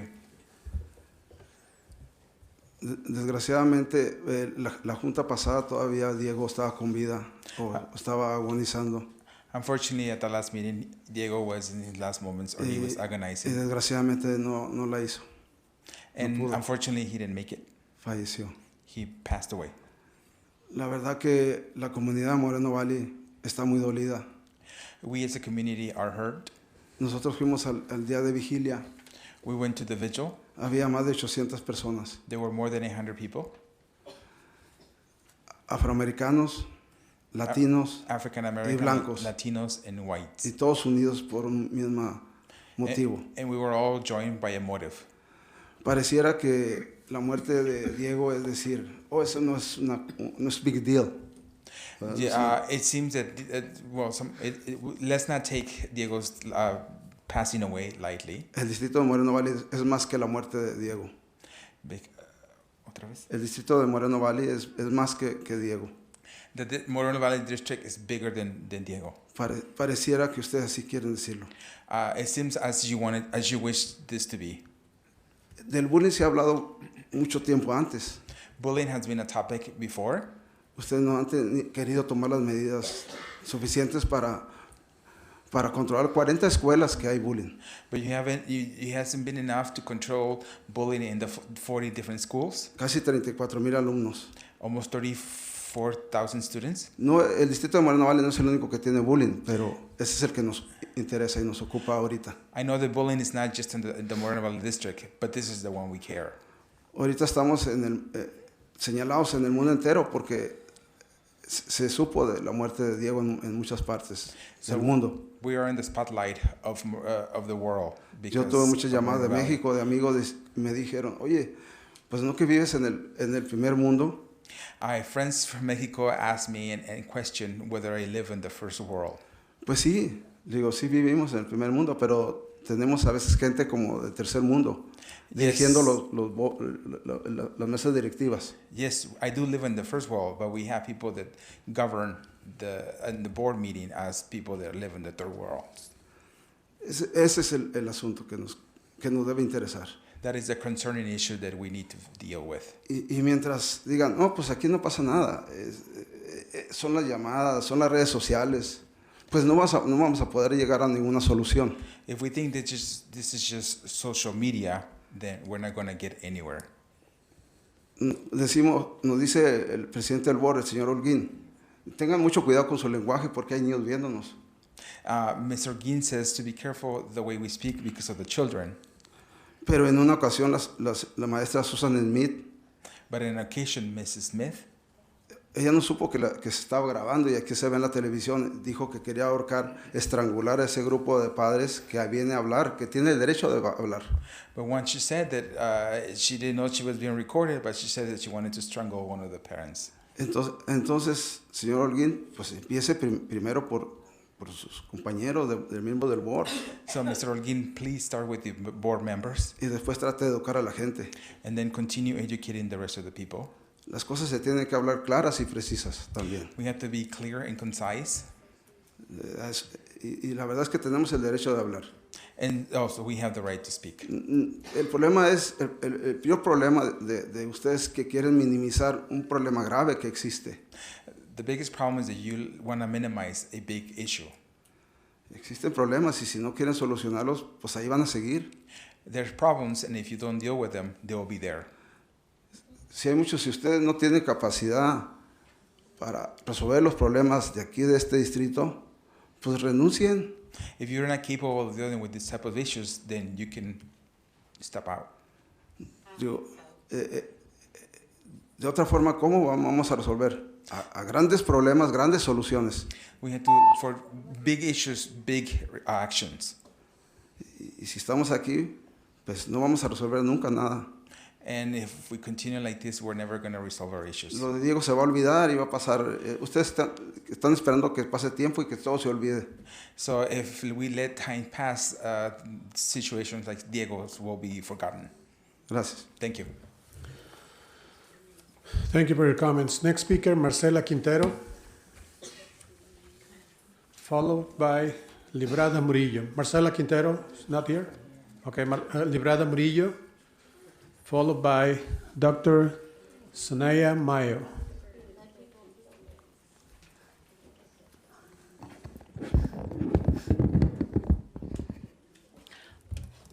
My name is Librada Murillo, and I want, before you started, the lady in the back room do not lower the voice, because usually when we spoke, they lower the voice and they're not loud when we see the TV. Okay. Okay, so we started. I say stop before.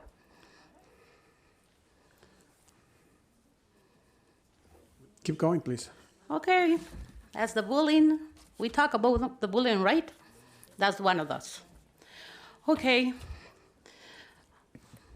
My present here right now is regarding Diego. It's regarding my family. It's regarding the happiness. It's regarding the hope for our 33,000 students in our district, 43 schools. And one of my questions for every one of you, are you really capable to run our district? Because for several years, I received a bullying for a few person of you, a few person in my right, and a few person in my back. I don't want to mention the name. It's a wasting time. I have almost 2 or 3 years that I not show up in here. For 17 years, I show up every Tuesday to speak with our community, to speak for our students, and to speak for bullying, and to speak to bring more program about resilience. Do you see me? I'm here now because everything that you do to me, they made me more resilient. I not close the door and leave back. I'm here. I have God in my heart. I have a kindness, and I have hope. Hope every one of you make the change with action, not with voices. We want to see action, and I want to see action for our kids, because our kids is right now and is our future. Thank you. Thank you for your comments. Last speaker, Dr. Zanaya Mayo.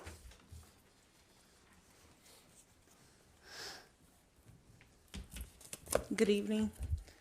First and foremost, I just want to say I'm sorry for your loss. I send my condolences. I come as a resource. My name is Dr. Sania Maya. I'm a licensed marriage and family therapist. I am the CEO and founder of Girls Gossip and Women Network, LLC. The word girl and women is not about age, but rather mindset. I was the lead therapist at Los Osos High School for 3 years at the Chaffee Joint Union High School District. While I was there, I conducted research. I wanted to know who came in for crisis more, girls or boys. When I spoke to my colleagues, they said girls. Not because girls have more issues, it's just because girls are more willing to talk about them. So when I conducted the research. I realized whether it was suicidal ideation, it was depression, it was bullying, it was a breakup, it was family issues, it always went back to self. I'm a therapist. I'm not a cookie cutter therapist, nor do I believe in cookie cutter therapy. I believe in getting to the root of the problem, and the way you do that is by identifying the problem. You cannot give a person a coping skill if you don't even know why they do it. Many times I work with ERMs, and I realized we were setting goals, but we weren't getting to the root of the problem. Sometimes these kids have issues at home. They have life stressors, different things at school, and I believe in providing results. So again, I come to you as a resource. I come with the curriculum that I created that is effective. I have references to back that up, and I just ask that you review the information that I give to you to allow me to be a resource, to be a solution to one of your problems. Thank you. Thank you so much.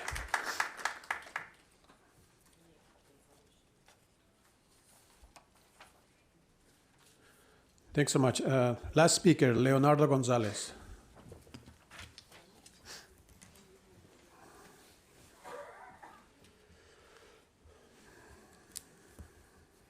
All right, good evening, everyone. I wasn't going to speak, nor was I even planning on being here, but I thought I would at least extend an invitation. If you guys know, I'm the first one to critique when you guys are messing up, but I'm also the first one to include when there's a solution. And I wanted to extend an invitation. The Not Worth It movement is doing an event November 9th in conjunction with United Brazilian Jiu-Jitsu. They're the mixed martial arts boxing place down on Day Street. It seems that this whole bullying issue has really brought the community together to try to figure out solutions. Mr. Romel Dunbar, the owner of the gym, has successfully implemented among his students what he calls the buddy system.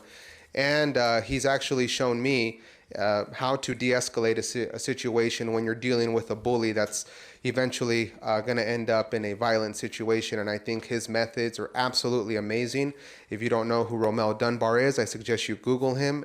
You can probably look up all of the stuff that he has done for the community. And it seems that support is coming out of the woodwork from all sorts of businesses and community leaders. So I did want to extend the invitation to Moreno Valley Unified if you guys want to be a part of it. I don't always like to sit here and complain, because complain without providing solutions is just whining, and I'm no whiner. So I would love for you guys to be a part of it and see how we can work together and start coming up with solutions to bullying. Thank you, guys. Can you give the address again? Yeah, it is on 12125 Day Street, and it is right next to the Golden Corral. Oh, you have the flyer already. Fantastic. So I'm going to give it to him. absolutely, and just so you guys know, it'll be something different. It'll be something different than anyone's ever seen, and I suggest that everybody comes out just to see what the buddy system is. I think it can be if successfully implemented, it would really help out. The solution. And I do want to recognize Dr. Kidziora. You did provide an interesting perspective on your interview. Kids elevate their social media status by posting these videos online, and that is a solution that I don't think it's something that somebody has to come and answer to, and that wasn't brought to my attention. So I'd love to work on you guys with anything like that, implement successfully. Thank you, guys. Thank you for your comments. That's the end of the public comments. Thank you so much to all the people that came to comment. We're going to move on the agenda. Next item.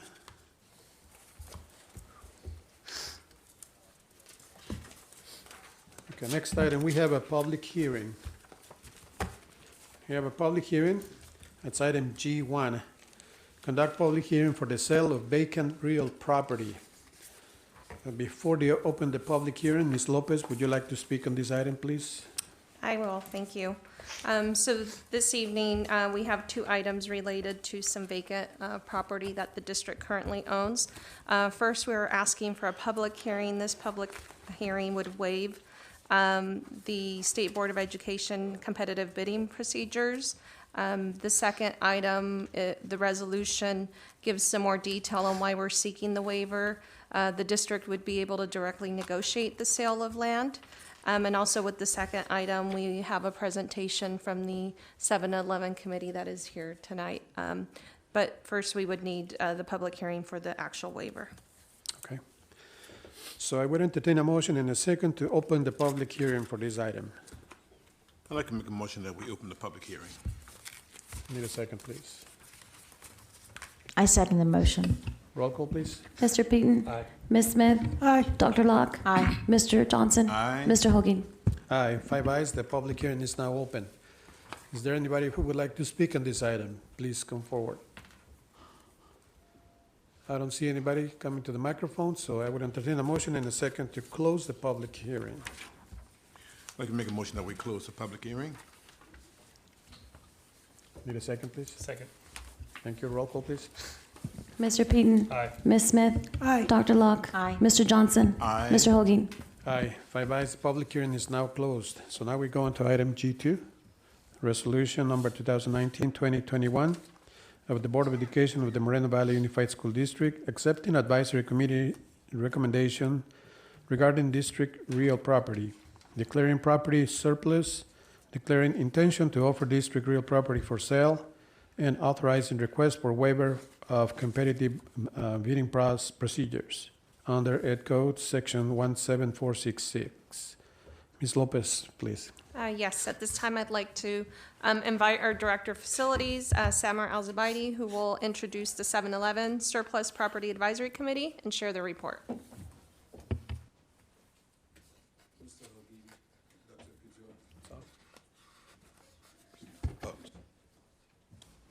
Mr. Hoagie, Dr. Kitiora, respected board members, cabinet, and community, good evening. My name is Samar Al-Zubaidi. I'm the Director of Facilities for the Moreno Valley Unified School District. On behalf of the Facilities Department and the School District, the Facilities Department worked with 8 members of the community, volunteers from the community, that represent a great spectrum of this community on the issue of vacant lands that the district own. And at this time, I would like to represent the chair of this community, Mr. Adam Sinner, to give us the report for the 7-Eleven committee.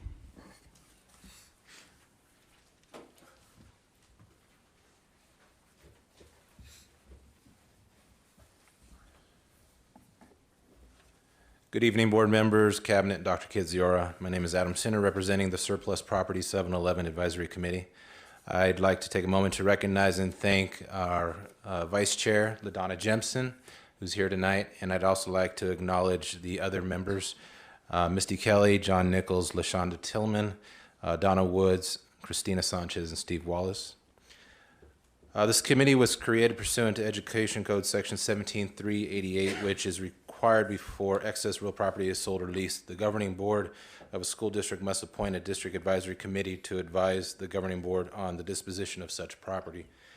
The advisory committee's task is to review data to determine the amount of surplus space or real property available, establish priority lists for its use, provide community input on accessible uses, and forward its recommendations to the governing board.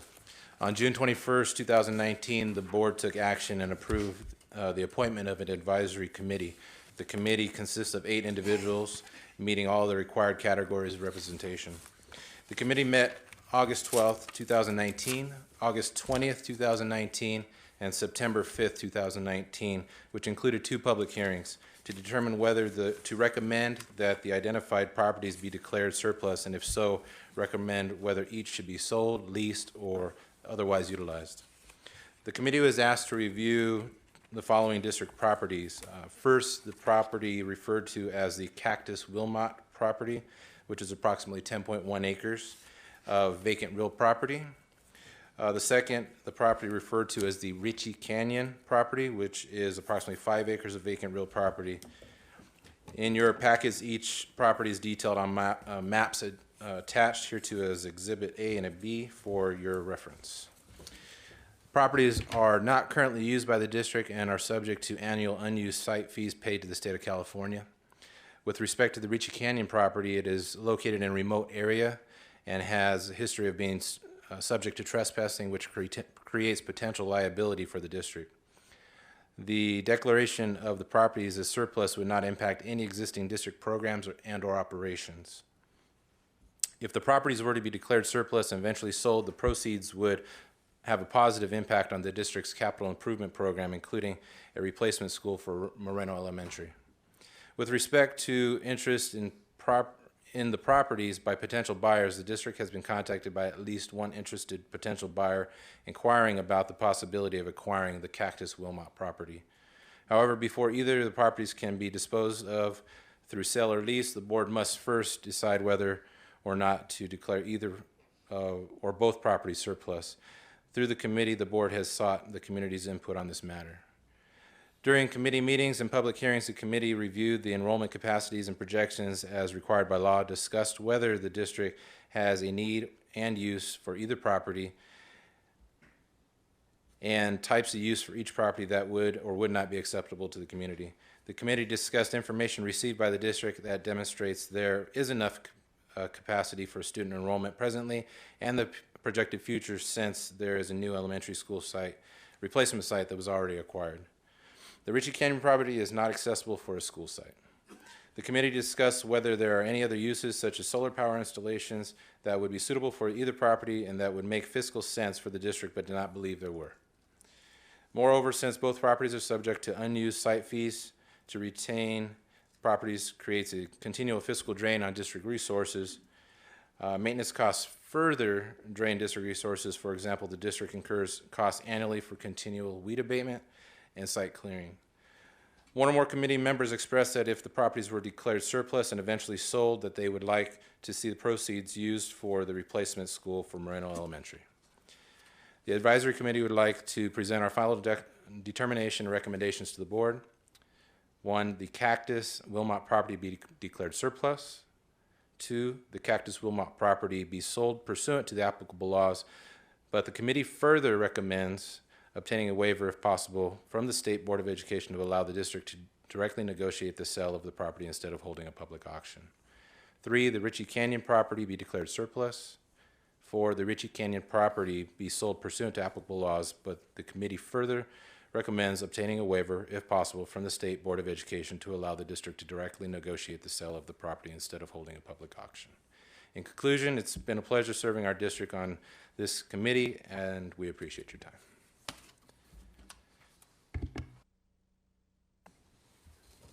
Any question at this point for? Thank you. Any questions, members of the board? I think I understand the waiver of competitive bidding. That just means we don't do an auction. It still means we seek as many buyers as possible and take the highest possible amount, right? That is correct. I have a quick question regarding the other possible uses and potentially any opportunity costs that we may be seeking if we decide to sell the property. Could you guys elaborate a little bit more about that conversation that you all had and why you felt that there was no other potential uses for that property? Sure. So the committee did discuss many different ideas, and the property on Cactus Wilmot is in the vicinity of other schools, and the boundaries just didn't seem like it would allow the school to be utilized, a new school or the property to be used for a school in that vicinity. And the Ritchie Canyon property is in the hills in a very remote location, and it wouldn't be accessible for any use from the district. There was discussion about solar farming, and there really wasn't a viable option for that. And so the discussion just pretty much stopped at in terms of just other schools used for additional school site or solar panel farming or solar energy. There's nothing else discussed. No, I don't believe there's anything else discussed. Okay, just curious. Thank you so much. Any more questions or comments? Sure. I want to thank y'all because one of the things that you did was when we did the Merino school site, when we bought that property, we had looked at, we had other surplus property which you've looked at, and the reason we looked at it was to help us defray the cost of the Merino site by, if we could, selling these properties. But I want to And Mr. Peden, I wanted to tell you that, and I hope you don't know this, but there are 60 acres that we still own on Ironwood. And so we have a future possibility there for other opportunities. And I just want to, because of our conversation about community gardening and things like that, and also potential school sites that we may need in the future in that area. So I just wanted to bring that up because we do own that beautiful 60 acres of land on Ironwood, right? That's right. Yeah. And so I didn't want anybody to think we were getting rid of all of our property and wouldn't have anything. So we do have potential. I know I wanted to say something before they did this, but I didn't get to it. But I do want to thank y'all for what y'all did, because y'all did an extensive look at this. And but we do have potential with that 60 acres. Thank you, Dr. Kiziora, for that explanation. I wasn't aware, so I am now. Thank you.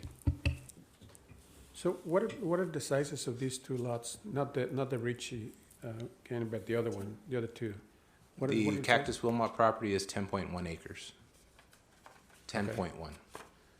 But there are two. Two parcels.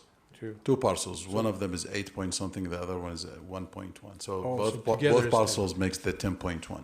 Okay. They're adjacent to each other. And you mentioned you already have a potential buyer. Yes, sir.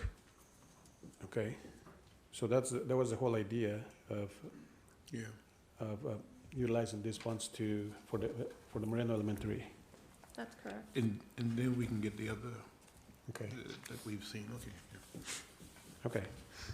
Okay. Any additional comments? Just for the public, I mean, I know it was mentioned in your report that some of the suggestions, I think, from a community member during the meeting was that the proceeds or the money earned would go to teacher salaries, and there's some legality issues with that. So can you just touch on that just so the public is aware, and there's some context to that statement?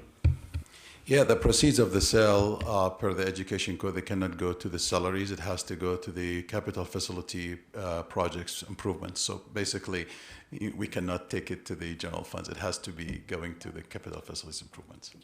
Yeah, that's per law. And I'd like to thank all the committee members for the tireless hours of work.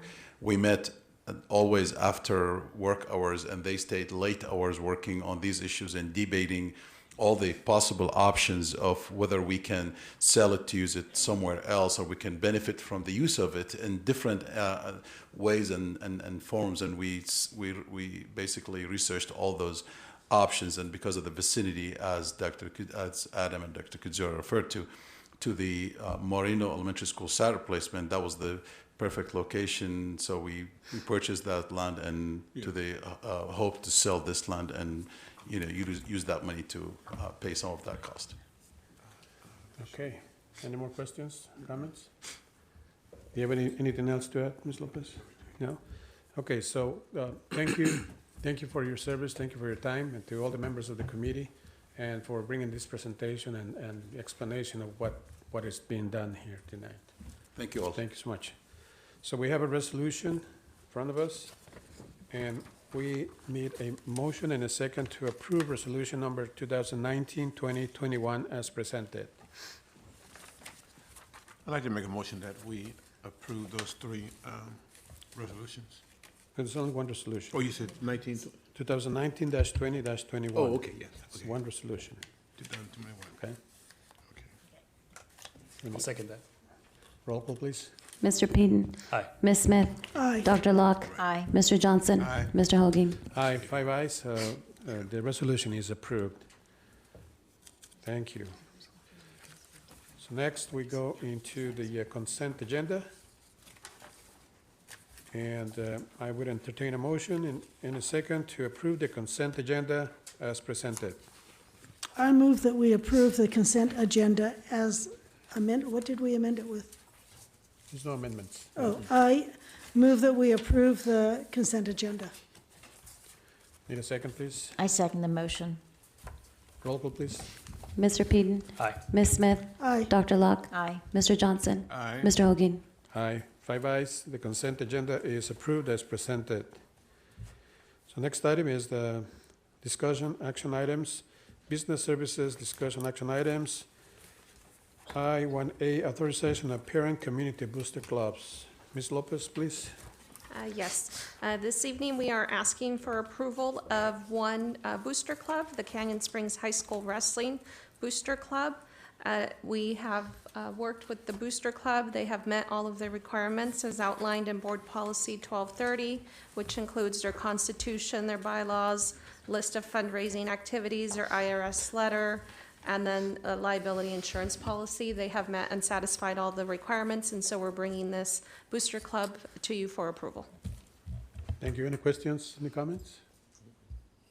No? Okay, so we just need a motion and a second to approve the authorization for parent community booster clubs for 2019 as presented. So moved. I'll second that. Roll call, please. Mr. Peden. Aye. Ms. Smith. Aye. Dr. Locke. Mr. Johnson. Aye. Mr. Hogan. Aye, 5 ayes. The that authorization is approved as presented. Next item is item I-1B, resolution number 2019-20-15 of the Board of Education, the Moreno Valley Unified School District, intent to establish Community Facilities District number 2019-2 of the Moreno Valley Unified School District, and to authorize the levy of special taxes within Community Facilities District number 2019-2 of the Moreno Valley Unified School District. Ms. Lopez, please. Yes, this first resolution is a resolution to form CFD number 2019-2. This is located in the corner of Paris and Cactus. It's approximately 120 units. The reason it's coming to the regular board meeting is that we are looking to form the CFD. So this is the first of 3 resolutions. If approved, any further involvement with these CFDs would then be under the CFD meeting that is held earlier. So this first one is the authorization to form the actual CFD. Okay. Any questions or comments? No? Okay. No. So we have resolution number 2019-20-15 to be approved. We need a motion and a second, please. I'd like to make a motion that we approve it. I second the motion. Roll call, please. Mr. Peden. Aye. Ms. Smith. Aye. Dr. Locke. Aye. Mr. Johnson. Aye. Mr. Hogan. Aye, 5 ayes. That resolution is approved. Thank you. Next item, I-1C, resolution number 2019-20-16 of intention of the Board of Education of the Moreno Valley Unified School District to incur bonded indebtedness in an aggregate principal amount not to exceed $6.5 million within proposed Community Facilities District number 2019-2 of the Moreno Valley Unified School District. Ms. Lopez, please. Yes, so this is step 2, the same CFD 2019-2. This sets the actual dollar amount, the $6.5 million in bonds. And for both of these resolutions, the previous one and this one, they would be followed up with public hearings at a future board meeting, but again, would happen during the actual CFD meeting. Okay. Any questions or comments? Okay, so we need a motion and a second to approve resolution number 2019-20-16. I make a motion to approve resolution number 2019-20-16. Need a I'll second that. Roll call, please. Mr. Peden. Aye. Ms. Smith. Aye. Dr. Locke. Aye. Mr. Johnson. Aye. Mr. Hogan. Aye, 5 ayes. That resolution is approved as presented. Next item, item I-1D, resolution number 2019-20-17 of the Board of Education of the Moreno Valley Unified School District, approving and ordering the recording of a boundary map of proposed Community Facilities District number 2019-2 of the Moreno Valley Unified School District. Ms. Lopez, please. Yes, so step 3 is the approval of the actual map, and you will see in the attachment, you will see the area, again, located on the corner of Paris and Cactus Avenue. And so this is a resolution asking for approval of the boundaries. Okay. Any questions or comments? Okay, we have a resolution number 2019-20-17. We need a motion and a second to approve it, please. So moved. I'll second that. Roll call, please. Mr. Peyton. Aye. Ms. Smith. Aye. Dr. Locke. Aye. Mr. Johnson. Aye. Mr. Hoaging. Aye, 5 ayes, that resolution is approved. Thank you, Ms. Lopez, for all those items. Thank you. Next, we go to Human Resources, discussion action items. I2A, provision internship permit. Dr. Verdi, can you speak on this item, please? Yes, thank you, Mr. Holguin. Tonight, the district is asking the board to approve the intern eligibility or the provisional internship permit for 2 teachers that are going into the field of special education, typically, traditionally, a difficult to fill area.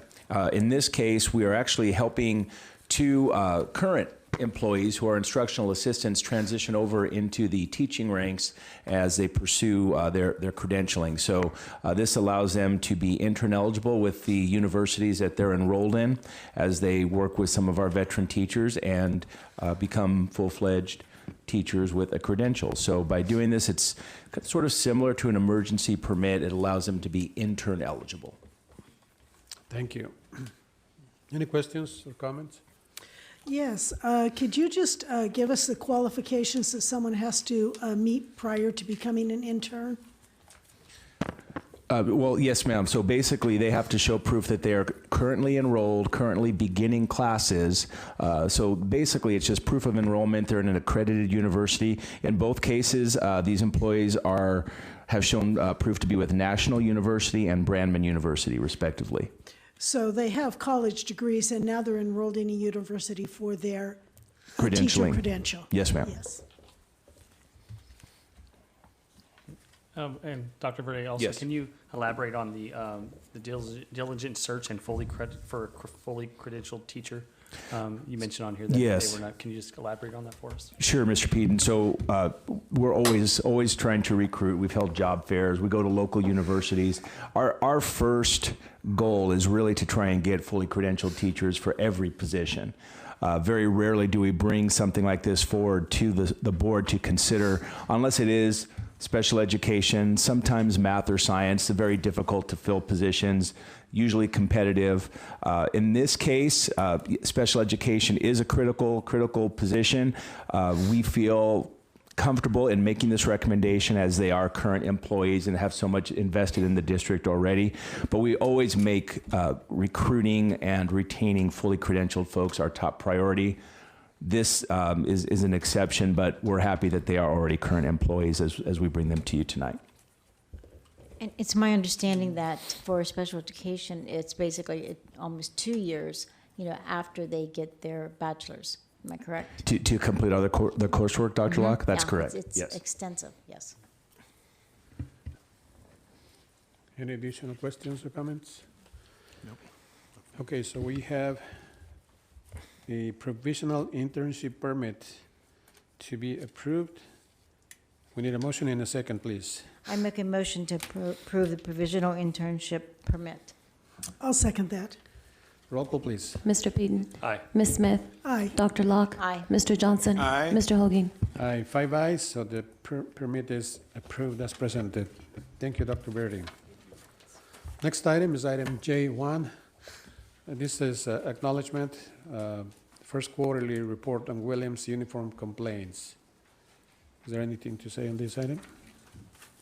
For the first quarter of this year, I'm here to report to the board that no complaints have been filed with any school in the district during the first quarter indicated on this form. Thank you. Any comments and questions on that? No, nothing. Okay, so next item is comments from board members and superintendent. Mr. Peden, please. I don't have any comments at this time. Thank you.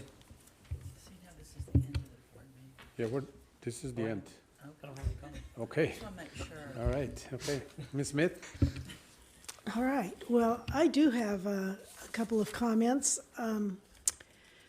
When we heard the school reports, I was glad to hear how so many of our schools are doing so much to combat bullying at their school sites. That really impressed me. A couple of weeks ago, I attended, of course, with all of the board, the memorial for Diego at Landmark Middle School. our hearts are broken at this loss. There's no words to express the way that I feel. It feels like there's a hole in our Moreno Valley Unified School District family.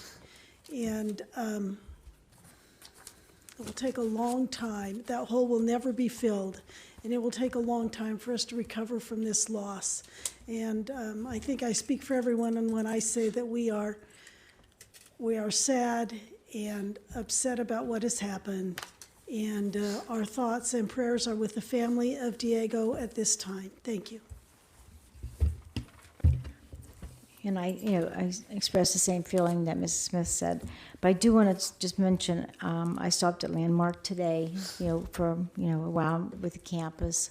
Then I went to Sunnymead Middle School, and Mr. Ochoa, the principal, took time to walk with me to probably 15 to 20 classes. I had heels on, so my feet feel it.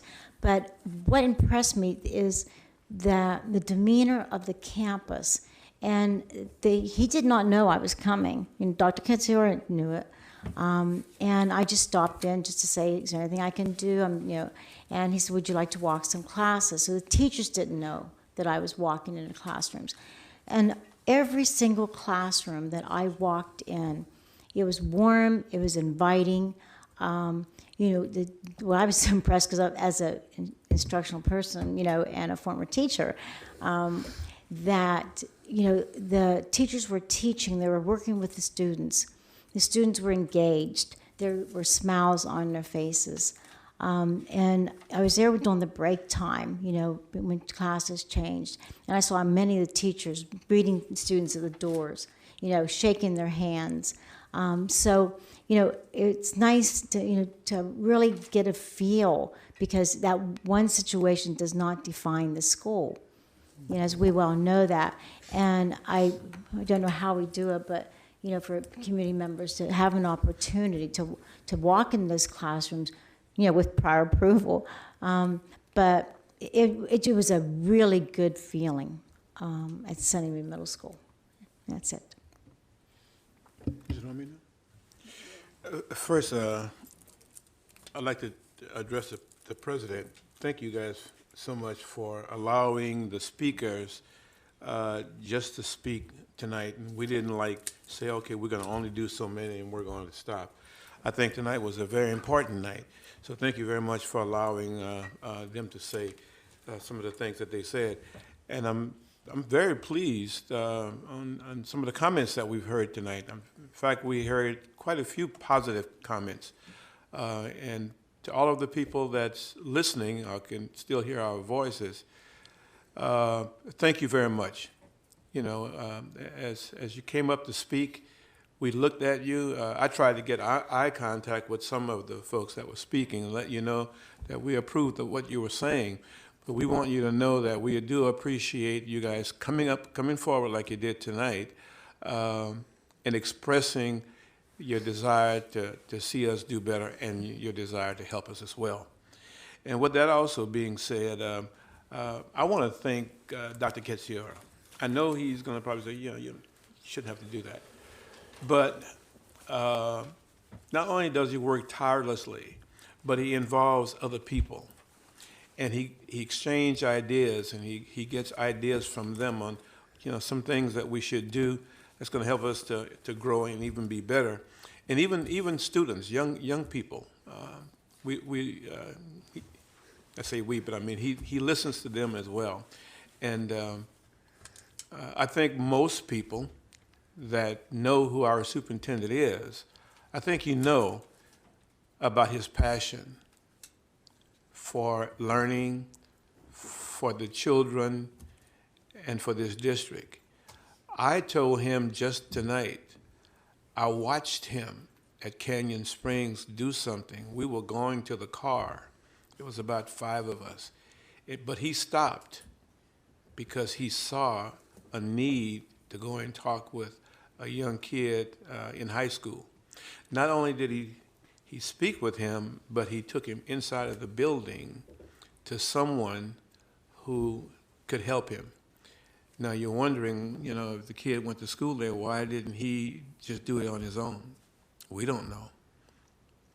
here's what I thought. I thought maybe the kid was placed there by divine intervention, and we just wanted to see what Dr. Kitziora would do. And he just let us go to the car, and he went back and talked with the kid and brought the kid in. So those kinds of things a lot of people don't see. He probably don't even like for us to talk about that, but that young man that he spoke with, I'm sure that young man felt really good that the superintendent came over to him and talked with him about those issues that he was dealing with.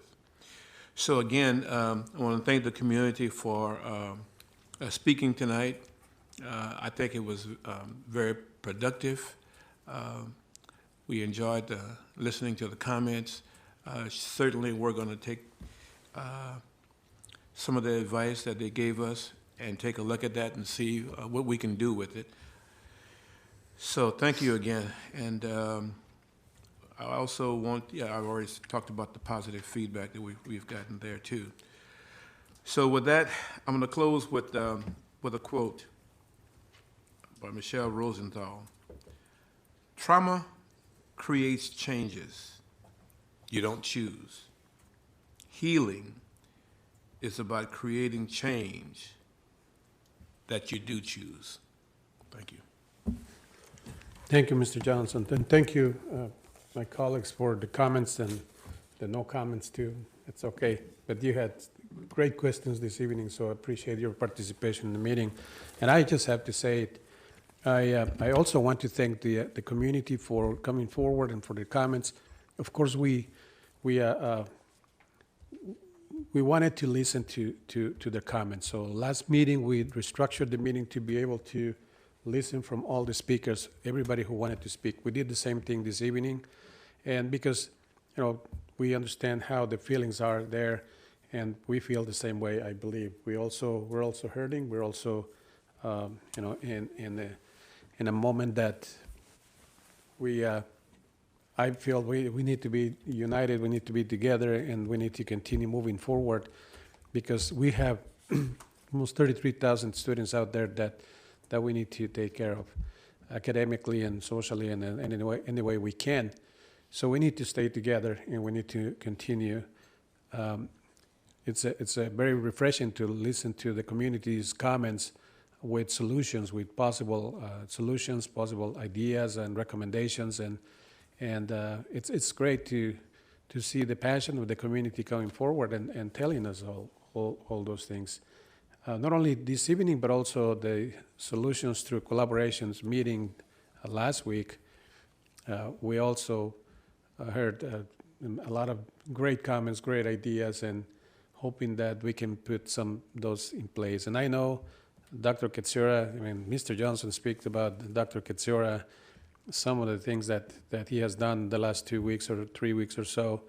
And I can tell you there is a lot more, and I can tell you a lot more of what he has done, but I can assure you that any message, any phone call, any visit that he has received from community members, he has addressed, he has met with people, he has talked to people, he has contacted people, and I believe he has not missed anybody. In addition to everything that he's doing and running the district, because the district continues moving forward. And that was not the only thing that he was doing. But I can tell you, he was spending Saturdays, Sundays, evenings. I made a comment to all of you in one of my messages that we received the end of the week news. I think it was like 11 o'clock at night, and that was showing, how much time he was putting into making sure that we got the information that we needed to have. The community had the information, and it's just an amazing leader, an amazing team that we have here in the district. So I think we're all committed to continue looking for ways that we can support the superintendent and his team and moving forward, addressing the issues and addressing problems, and continue with, when I joined the board many years ago, at the time there was safety of the students was a top priority, and I think it's still today. Safety of the students is still a top priority of this board, and we are committed to do whatever we need to do to keep it that way. But with the collaboration with the community, with the parents actively engaged, we can accomplish that. but we need the parents. We need the parents because the parents have great ideas and great collaboration. And we heard from some parents this evening, and there's also passion there because they want their students to be safe. So thank you, Dr. Katsura, for everything that you have done, and we stand behind you, and we will continue doing so. And thank you for keeping the district running even with all the challenges that were presented to you and your team within the last 2-3 weeks or so. So still a huge honor to be working with my colleagues here and to be working with you, and here we are to continue serving the community. Dr. Katsura. Thank you, Mr. Holguin. Ms. Shihito, did I say it right? Shato. I just want to say thank you for staying the entire board meeting because you have to get up and go teach in the morning. And I don't know if you've ever been to a board meeting before, but I know, and you're smiling still and everything. And so I just want you to know how much it means to have you here tonight. Thank you for staying and being here. And please tell your students tomorrow about your experience here, about how much we do care and how much we value, what happens in our schools. And Randy Dargitz, is that your daughter there?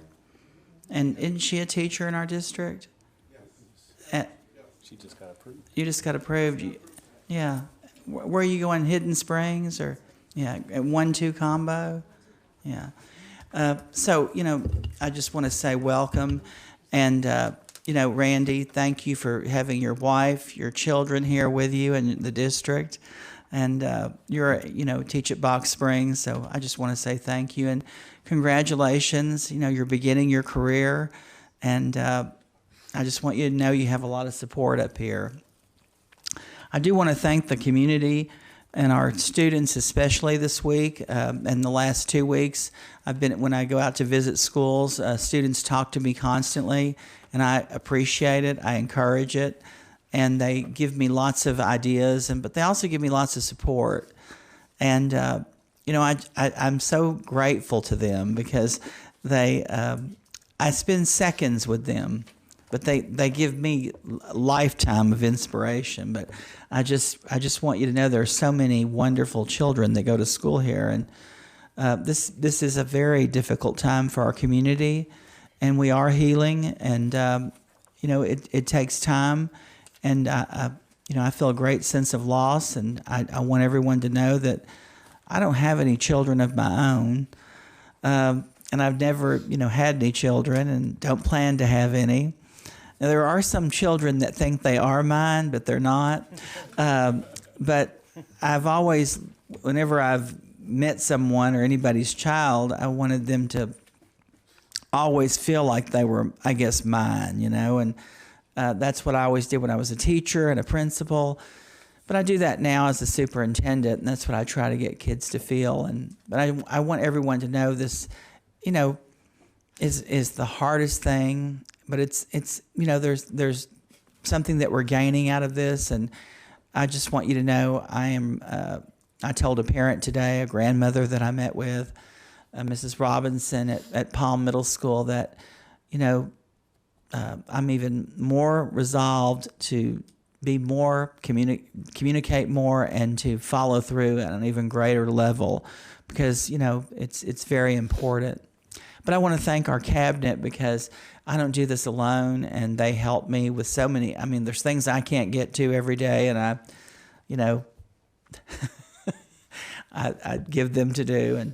And the board, I want to thank you for your support, but I want to thank our community more than anything because I live here, and I've lived here for 28 years, and I'm very proud to live here. And I think it's one of the best communities in America. And I came from Memphis, Tennessee. But I say that because I don't know if everybody always realizes what a wonderful place this is to live. But I chose to live here, and that's one of the reasons why I want it to be even better than it is. But I want people to know that we all work together to make this happen and provide this for our community. So I'm just very proud and very honored to get to do this. But I'm even more reminded of why I'm here. So thank you. Thank you so much. With that, this meeting is adjourned at 8:48. 8:48? No, I'm thinking 8:48. Thank you, Mr. Holguin. 8:48, Ms. Smith, 8:48. Thank you so much for staying late.